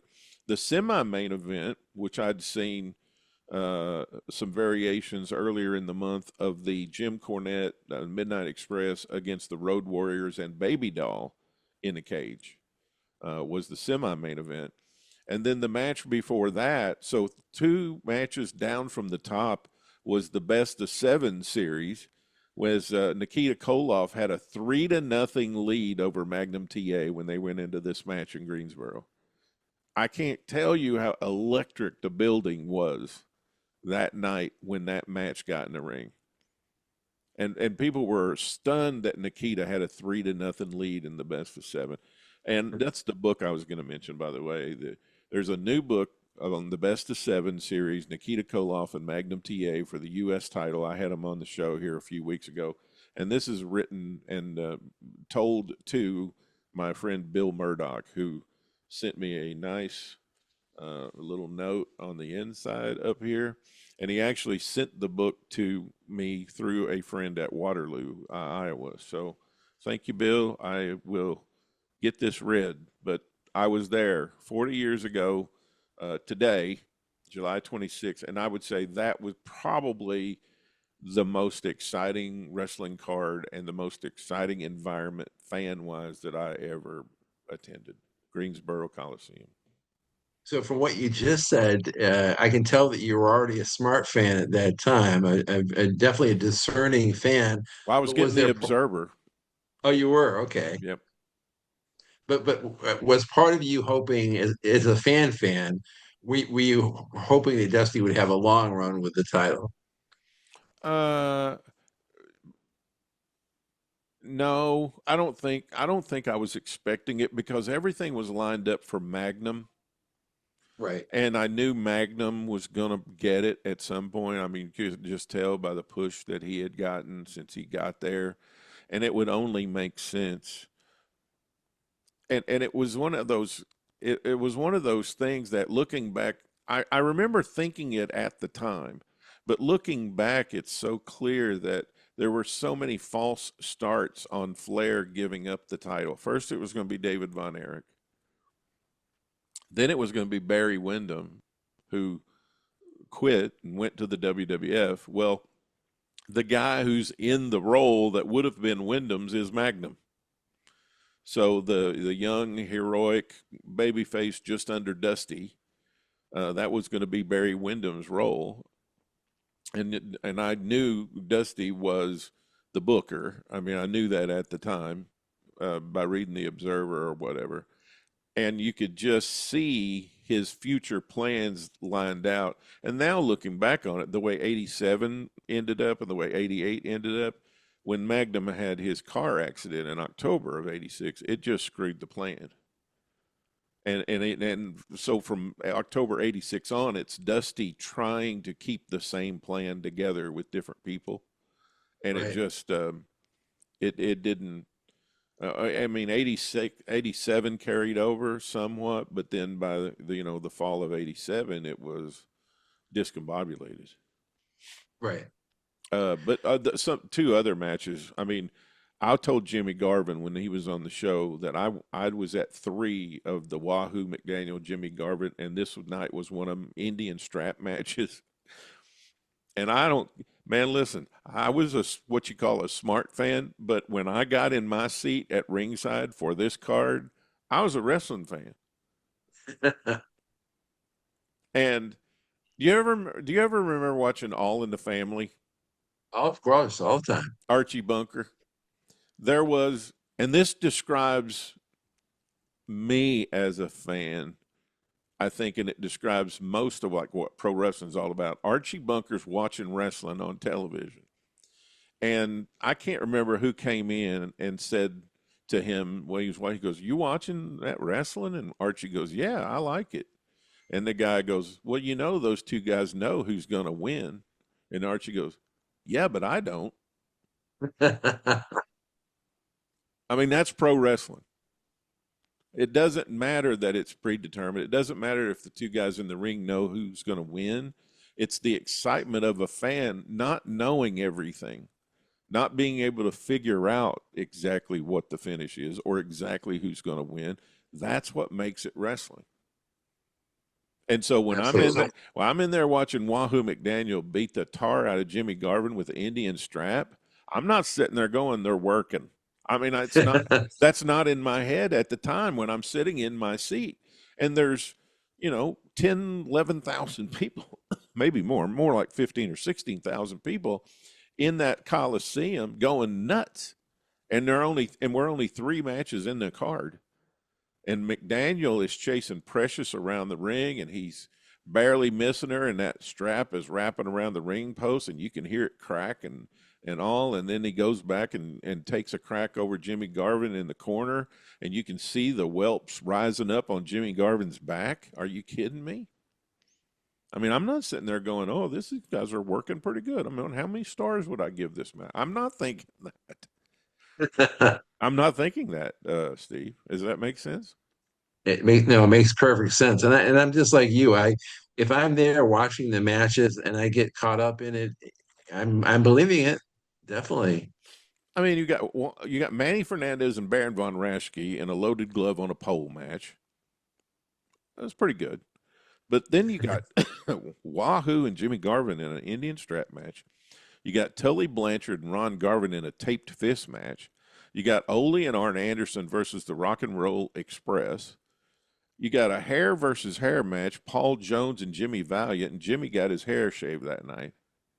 You got Magnum TA and Nikita Koloff in a U.S. title match in a best of 7, and Nikita's up 3-0. And you got the Road Warriors and Baby Doll against the Midnight Express and Cornette in a cage, and then Flair and Dusty in a cage. What a card, man. Yeah, that's a full meal, all right. I was never so excited driving back to Kentucky the next day to be a wrestling fan. I wish I could stay and go to the next card. I remember thinking, I wish I lived here. Like, I wish I could go to the next wherever they went after that. And I really wanted to go to Fulton County Stadium in Atlanta the first part of August, but I didn't make it. You wanted to see some wrestling and some Braves games at the same time. Yeah. Now Russ had another question. He says, did you ever go to the studios where they taped wrestling like Memphis, ICW, Eastern, Mid-Atlantic, Florida, and others? No, I can't say I ever went to any of those. We had a studio wrestling show for a little while in the little promotion that I was doing with the television station I was running here in Kentucky. But I don't think I ever went to any television studio tapings. I remember I went to some ICW cards that they were taping with cameras. I remember going to the Arena building in Cape, and they had a camera there. I remember going to Marion, Illinois, where they ran sometimes, and they had a camera there. Owensboro, Kentucky, one time they had a camera there. So I just thought they're probably going to do a title switch or something, but it turns out they were actually taping those for television at the time. But I guess the short answer is no. I've never went to the WMC show or anything like that. Now we have another podcaster from Canada, Blair Cody, All right, from the Wrestling with the 80s podcast, a great guy who I've been on a couple of his shows. Good deal. He is asking, who is the greatest tag team of all time and why? Okay, Blair, like, I hate to be that guy again, but I don't do the all-time thing because I don't think it's fair. Now, what I will do, if you want me to, is I'll go through and tell you what some of the top tag teams I think were by decade, because I think that's a little more fair, because it's hard to say that the Dusick Riot Squad, who were one of the top teams in the 40s, is somehow comparable to the Midnight Express in the 80s. I just don't think, you know what I mean? And I think recency bias and videotape availability clouds people's things on this stuff, because they never saw the Dusick Riot Squad, may never even heard of them. But the Dirty Dusicks were fantastic in the 1940s. So I could go through the decades real quick and tell you who I think were the tops if you want. Steve? Sounds good. All right, I mentioned the Dusicks in the 40s. I'd have to say the number one for me, though, around here would be Roy and Herb Welch. You know, the Welch brothers, both of my grandfather's favorite wrestling tag teams, Roy and Herb Welch. You also had the Garibaldis, Leo and Gino Garibaldi. They were very big out in the West Coast and in Los Angeles. So the Garibaldis, the Dusicks, and the Welches. In the 50s, I would have to say Ben and Mike Sharp. They were very dominant as tag teams, especially in San Francisco. They were also humongous in Japan as wrestling was coming into Japan in the 50s. The Sharp brothers were the big American heels in there on the television boom in Japan. You got to mention Antonino Rocca and Miguel Perez, sellouts in Madison Square Garden in New York. You got to mention the Fabulous Kangaroos, Al Costello and Roy Heffernan. You got to mention the fabulous Golden Graham brothers, Jerry and Eddie Graham. You got to mention the Fargo brothers, who I was very happy to hear also on the Outdated Wrestling Hour. I heard Don Fargo's name and a mention of the sellouts in the 18 straight sellouts in Nashville. You got to mention the Kalmakoff brothers, Ivan and Carol Kalmakoff. You got to mention the Tolos brothers, Chris and John Tolos. Various combinations of the Torres brothers. There was an amazing feud in Georgia between the Torres brothers and the Vachon brothers, who you also have to mention as far as tag teams. Gosh, the tag team as I was coming into fandom in the 1960s would have been the Von Brauners. Kurt and Carl Von Brauner. As a kid, I used to see them on television, and they were the road warriors of their day. I just remember thinking so vividly in my mind, who in the world could ever beat these dudes? I mean, they were just huge, and they looked very much identical, and they were doing the switch behind the referee's back. And as a kid, I was jumping up and down in the floor and yelling at the television. It's the 60s, you have the Andersons coming in, the Minnesota Wrecking Crew, Gene and Lars, and then Gene, Ole, and Lars. You got the Assassins, the Masked Assassins, who were a very hot team in the 60s. You've got the Shire brothers, Roy and Ray. Ray was, of course, Ray Stevens, but they were the Shire brothers. You've got the Gallagher brothers, who were a very hot tag team here in the Tennessee territory. You got Mark Lewin and Don Curtis, who were notable champions up in the Northeast. That's several 60s teams. I would also throw the Masked Infernos in there, the Masked Interns. Gosh, there was just so many good tag teams. Race and Hennig. Yeah, Harley Race and Larry. Oh, good call, Steve. Yeah, Harley Race and Larry Hennig. They were huge in the AWA for sure. And then various people tagged with Vern in the 60s. He wasn't always the champion. There were, he and Harley Race had quite a thing going, and they usually played it out in tag teams, Vern and somebody against Race and Hennig. In the 70s, you got the Briscoe brothers, Jack and Jerry. You got the Funk brothers, Terry and Dory Jr. Can't mention the Briscoes. I mentioned the Funks and vice versa. You got Crusher and Bruiser. You got the Valiant brothers, Jimmy and Johnny. You got the Black Jacks. All these guys we've talked about on our podcast. You got Baba and Saruta in Japan. You got the Wild Samoans. You got the Texas Outlaws, Dusty and Dick. You got Inoki and Sakaguchi in New Japan. A tag team that was brought up to me in Waterloo by a friend of Jerry Brown's, Jerry Brown and Buddy Roberts, the Hollywood Blondes. They were fantastic. With Sir Oliver Humperdinck. Yeah, they were amazing. Then in the 80s, you got the most decorated tag team of the 1980s, the Road Warriors. You got the Midnight Express. You got all the expresses, the Midnight Express, the Rock and Roll Express. You got the Fabulous Freebirds. You got the British Bulldogs. You got the Hart Foundation. You got Demolition. You got the Rockers. You got the Fantastics. You got Arn Anderson and Tully Blanchard. You got all of those in the 1980s. Now, how are you going to name best tag team of all time, just with who I've named so far? Yeah, we didn't even mention the Freebirds yet. Yeah, I said Fabulous Freebirds just now. Oh, sorry. Yeah, Fabulous Freebirds. 90s, I'd have to say my favorite in the 90s were the Steiners. Rick and Scott. I like Williams and Gordy from the Bill Watts era. Perfect. I like Williams and Gordy too. I go along with that. You got Harlem Heat. You got Road Dogg and Billy Gunn. You got Hardy Boys, Dudley Boys, all the boys. Hall and Nash. The Outsiders. Yeah. Hall and Nash. You bet. Now, how are we going to do an all-time now? I just don't think it's possible. Like, I think it's good. I think you could do – I mean, we did a show with Bob. We'll keep talking about Bob Smith here on this show. Plug Bob. We'll give Bob a ratings boost. We did a show, The Best Wrestlers of the 60s. Remember that show we did? Yep.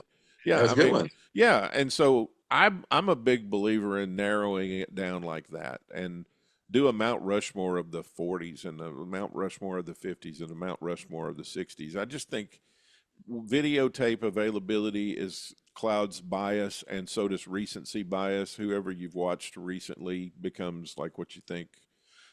So I would just say some of those in each one of those decades could be the top in that particular decade, at that particular era of wrestling. Tony, that was a great answer, by the way. Who do you think out of those that I named, who are your favorites?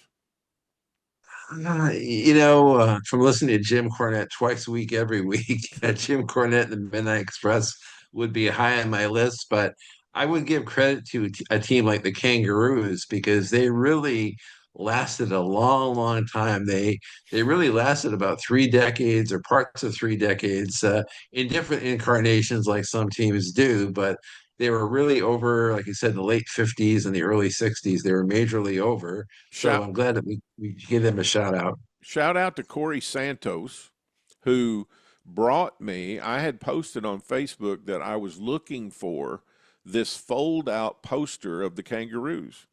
Okay. And they were demonstrating wrestling holds. There's like 65 wrestling holds that they're demonstrating on this fold out thing from the 1950s.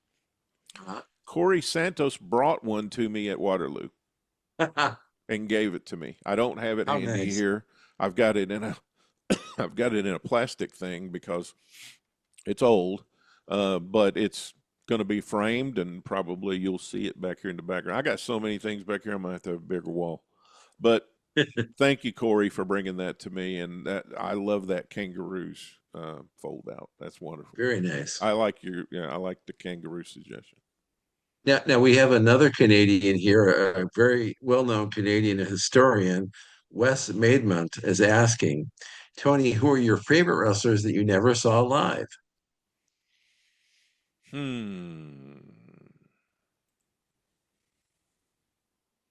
Wes, by the way, is coming up. We're going to do a all Canada show on the Nice. history show, and we're going to be talking about Ross Hart is going to be with me to talk about Stampede Wrestling in '76.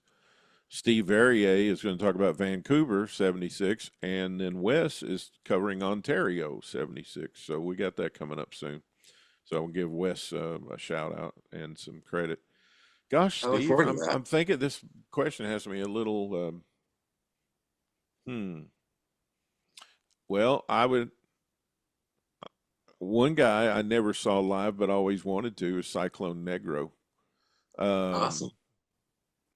I just admire his work so much, and there's not a lot of videotape of him. And he was an amazing, amazing wrestler. I mean, some of the NWA champions, like Buddy Rogers, I never saw live. Gene Kaniski, I never saw live. Don Leo Jonathan.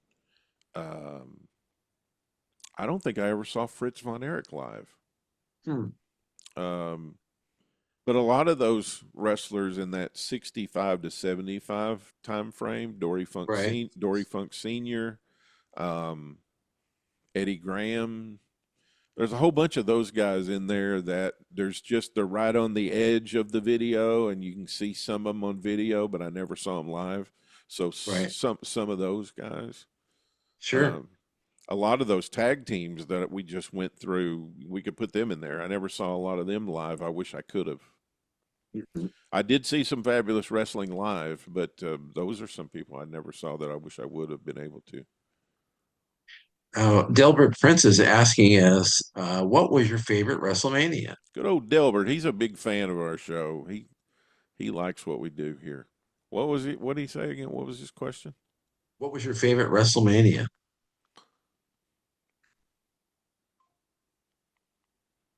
Now let me say also, I don't think I've seen them all.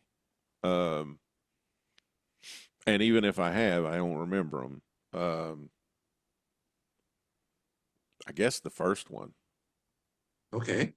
I guess because of a nostalgic purpose. It's nostalgic. And when I watch it, when I watch the first WrestleMania, I see the business changing just amazingly right before our very eyes. Right, right. Yeah, if you were to ask me that question, I probably would have said the third one just because of the magnitude, the Pontiac Silverdome, seeing 93,000 wrestling fans all together. It's kind of like the Woodstock of wrestling for wrestling fans, and everyone was in peace and harmony, enjoying 3 hours of wrestling. So Now that you say that, actually, the first five probably WrestleManias, yeah, when you watched each of them, the first one, the second one, third one, fourth, fifth, you see change in the business. yes, I mean, the business is changing a little bit faster and more accelerated with every WrestleMania. You know, you could see it between 1 and 2 and between 2 and 3, and then real big sea change between 3 and 4 and up through the fifth one, I think. yes. And then it kind of was what it was. The business was kind of was what it was. It had made its major changes by the time you got to 6, I think. And then again, then you had another major change around 2000 or 2001, but when Vince was the only wrestling.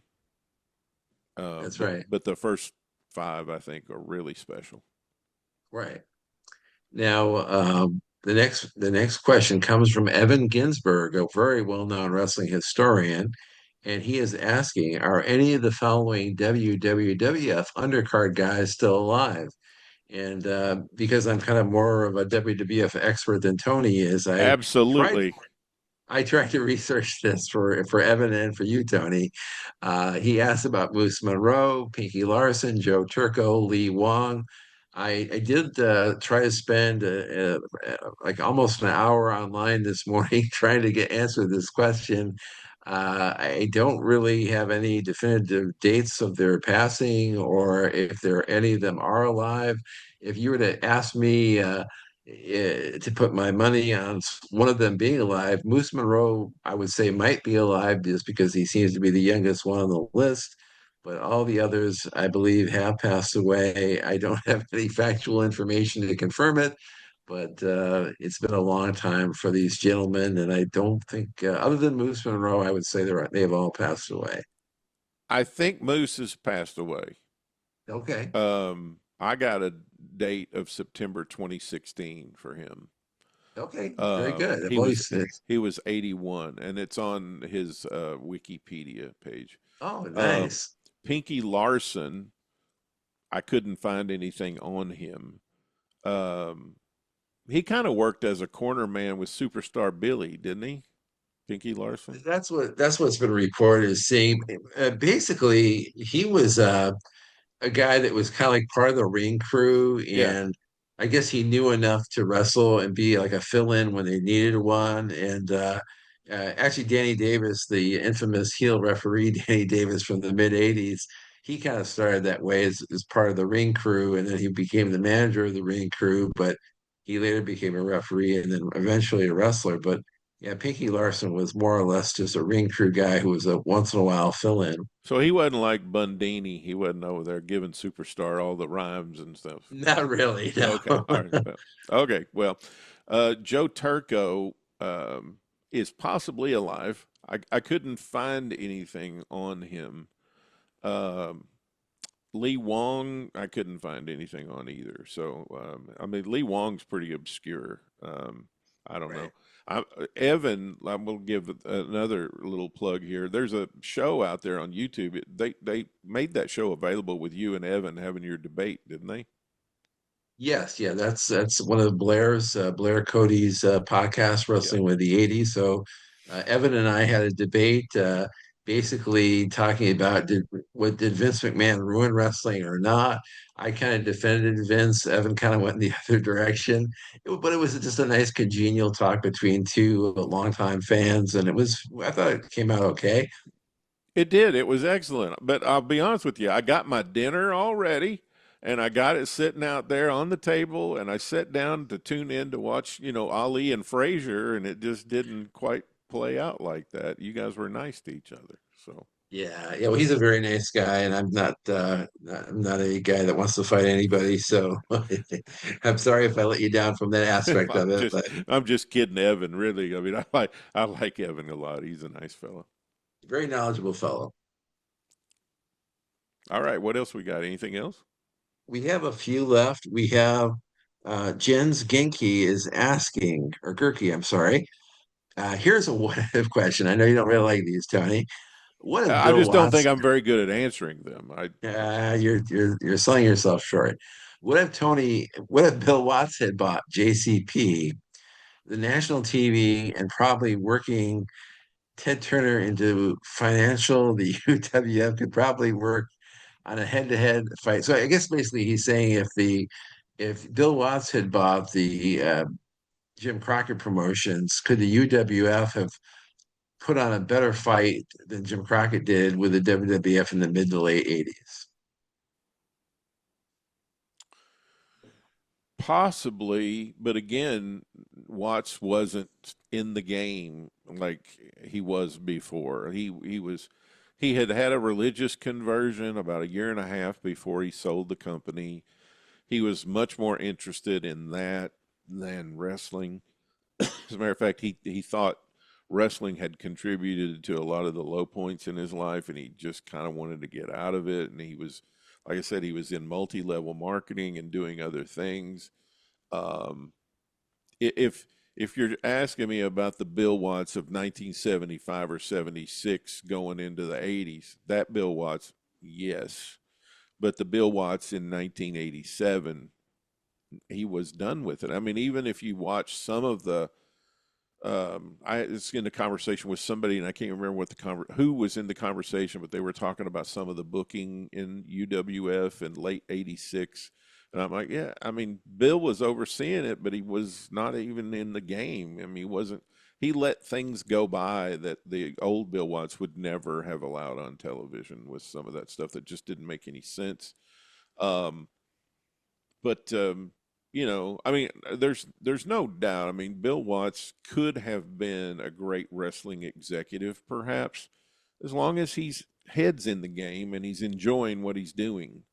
Um, but I mean, just a what if scenario where all things are equal. Yeah, I mean that if Bill Watts would have bought Crockett instead of the other way around, that would have been.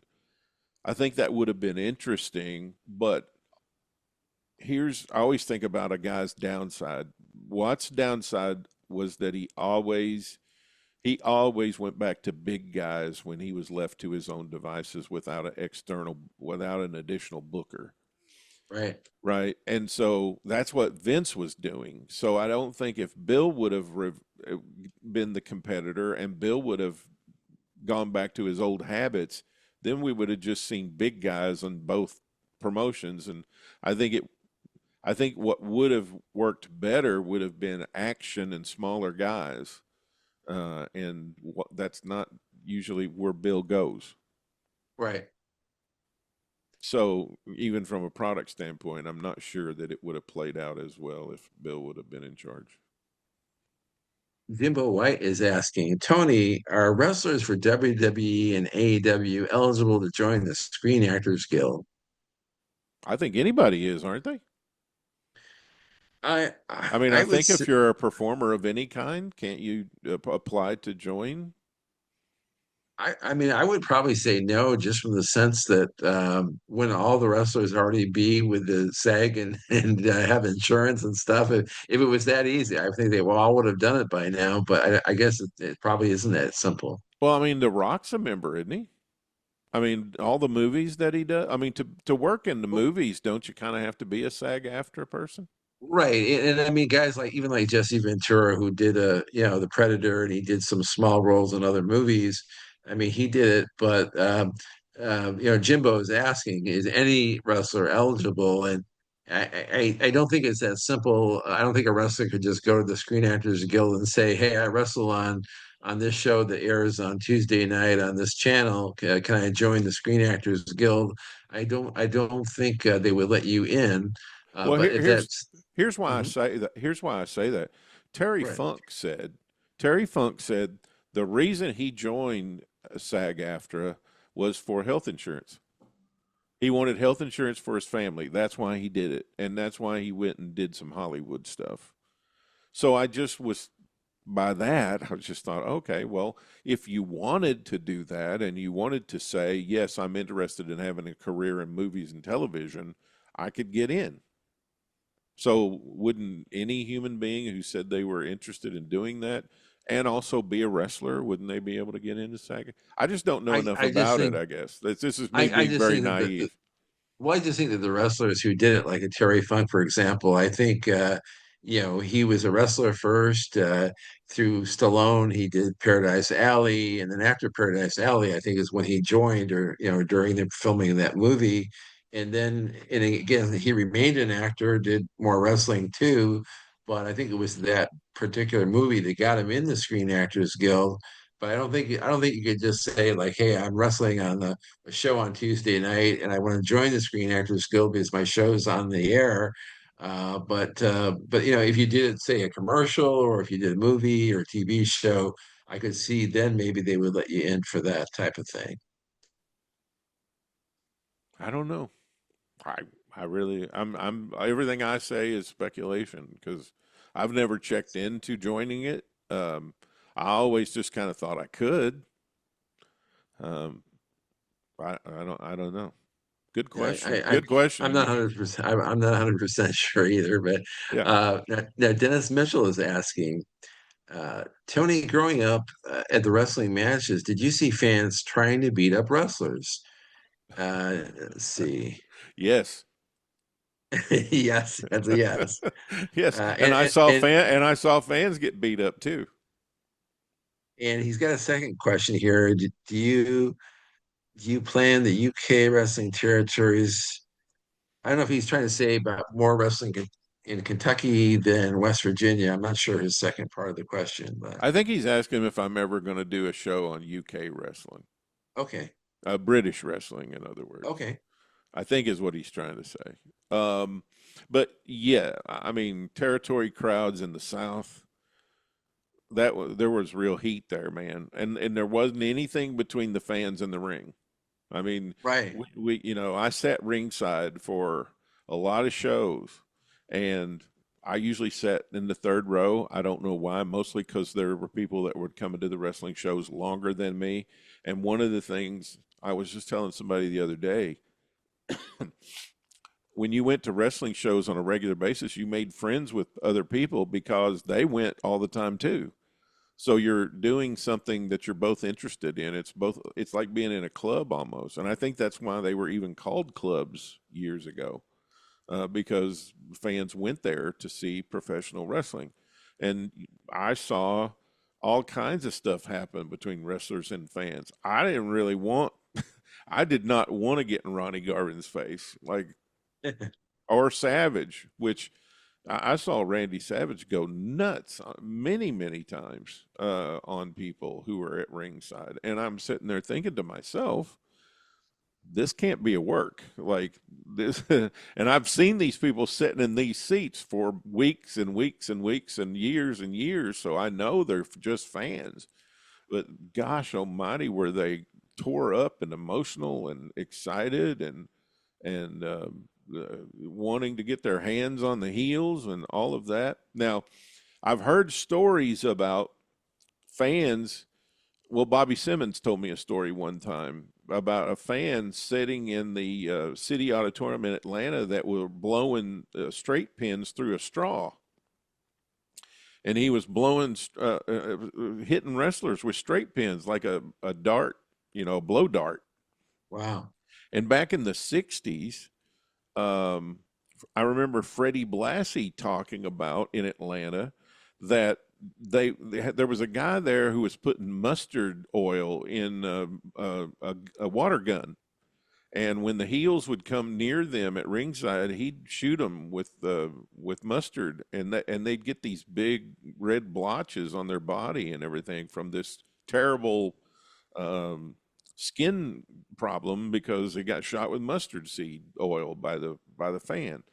So gosh, there were a lot of there was a lot of things that happened back then.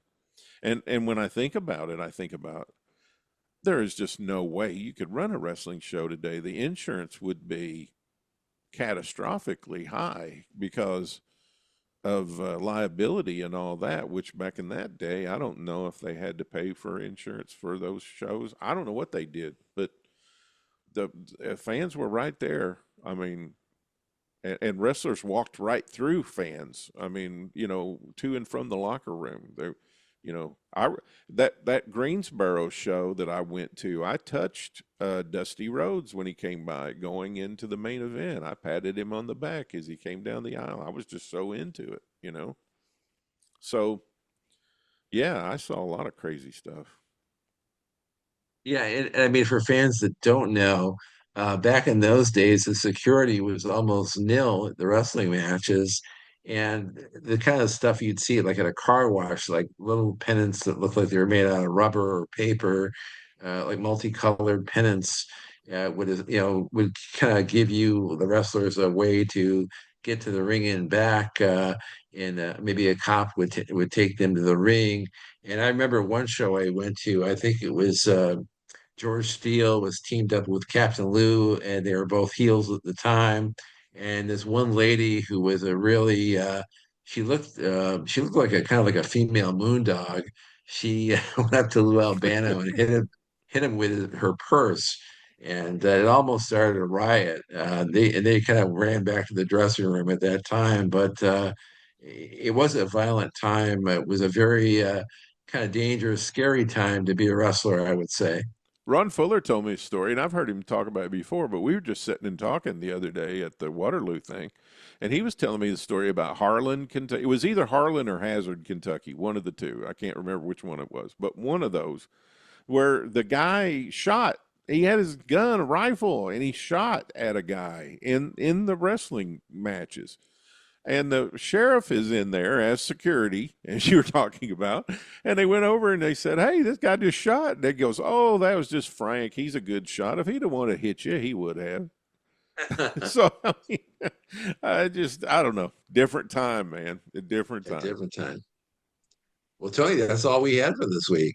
And that's something that Wes Maidment and I were talking about this. This is going to come up in the Canada show where it's interesting doing history-based shows like ours because we're just trying to open up a window to the world that was, and Wes got all nervous because he referred to little people, with the M word. And I'm Right, like, hey, listen, back then, that's what they were called. That's what everybody right. called them. That's the way they were advertised. And when we're trying to open up a window to a world like that in history, we're not using it as a derogatory or pejorative term. We're using it as a term that was common then. Right. So, when we talk about these things, we're trying to open up a window to this world. And I'm just telling you, man, it was a lot of fun, but and part of the fun was the unpredictable nature of never knowing exactly what was going to happen. Uh, Very true. because you were right there on top of them. Is that what you got, Steve? That was my last one. All right. Well, any final thoughts before we call it a wrap?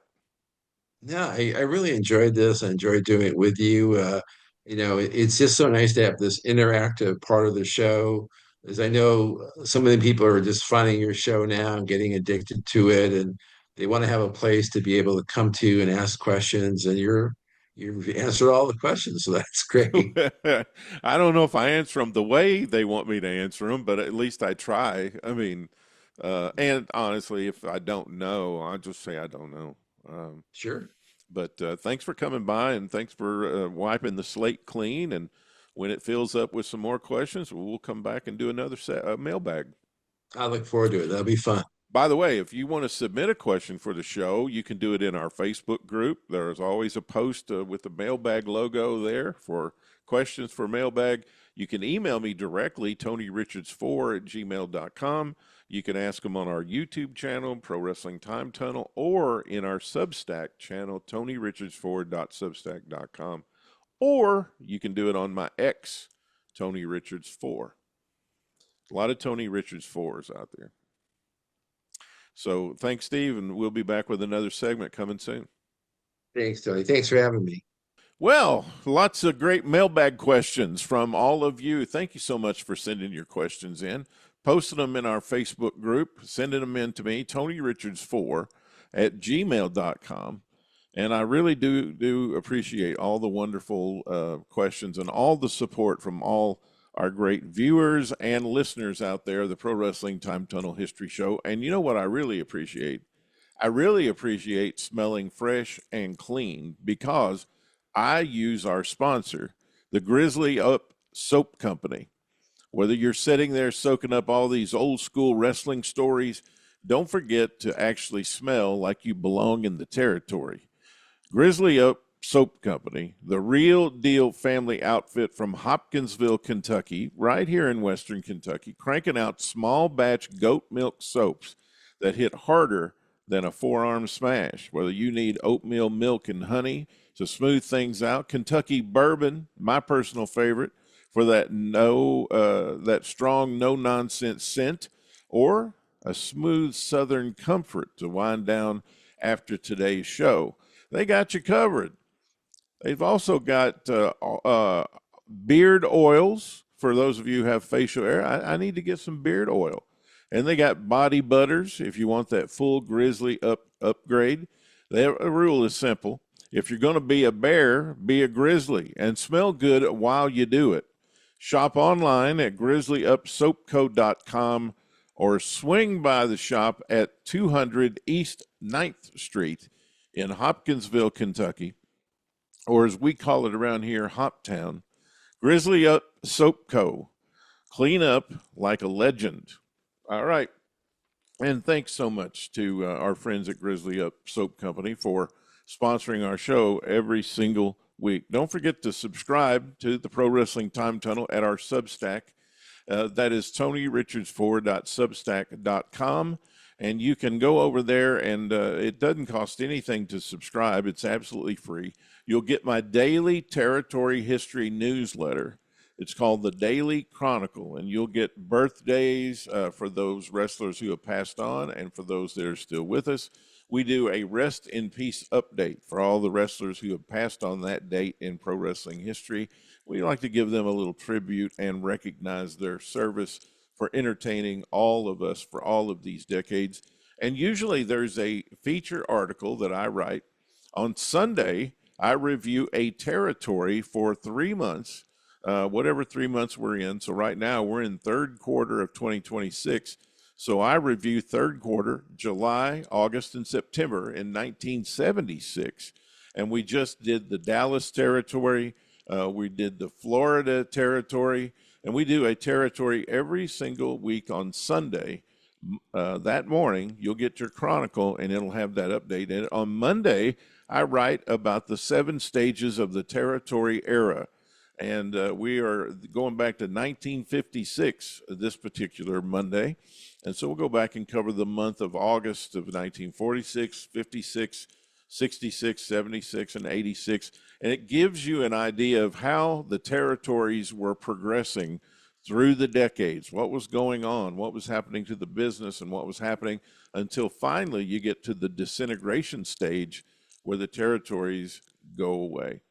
And so thank you so much for all your subscriptions. If you want to support the show financially, or if you want to support me and the history work I'm doing, it's simple. You can take out a paid subscription to the Daily Chronicle. It's $5 a month.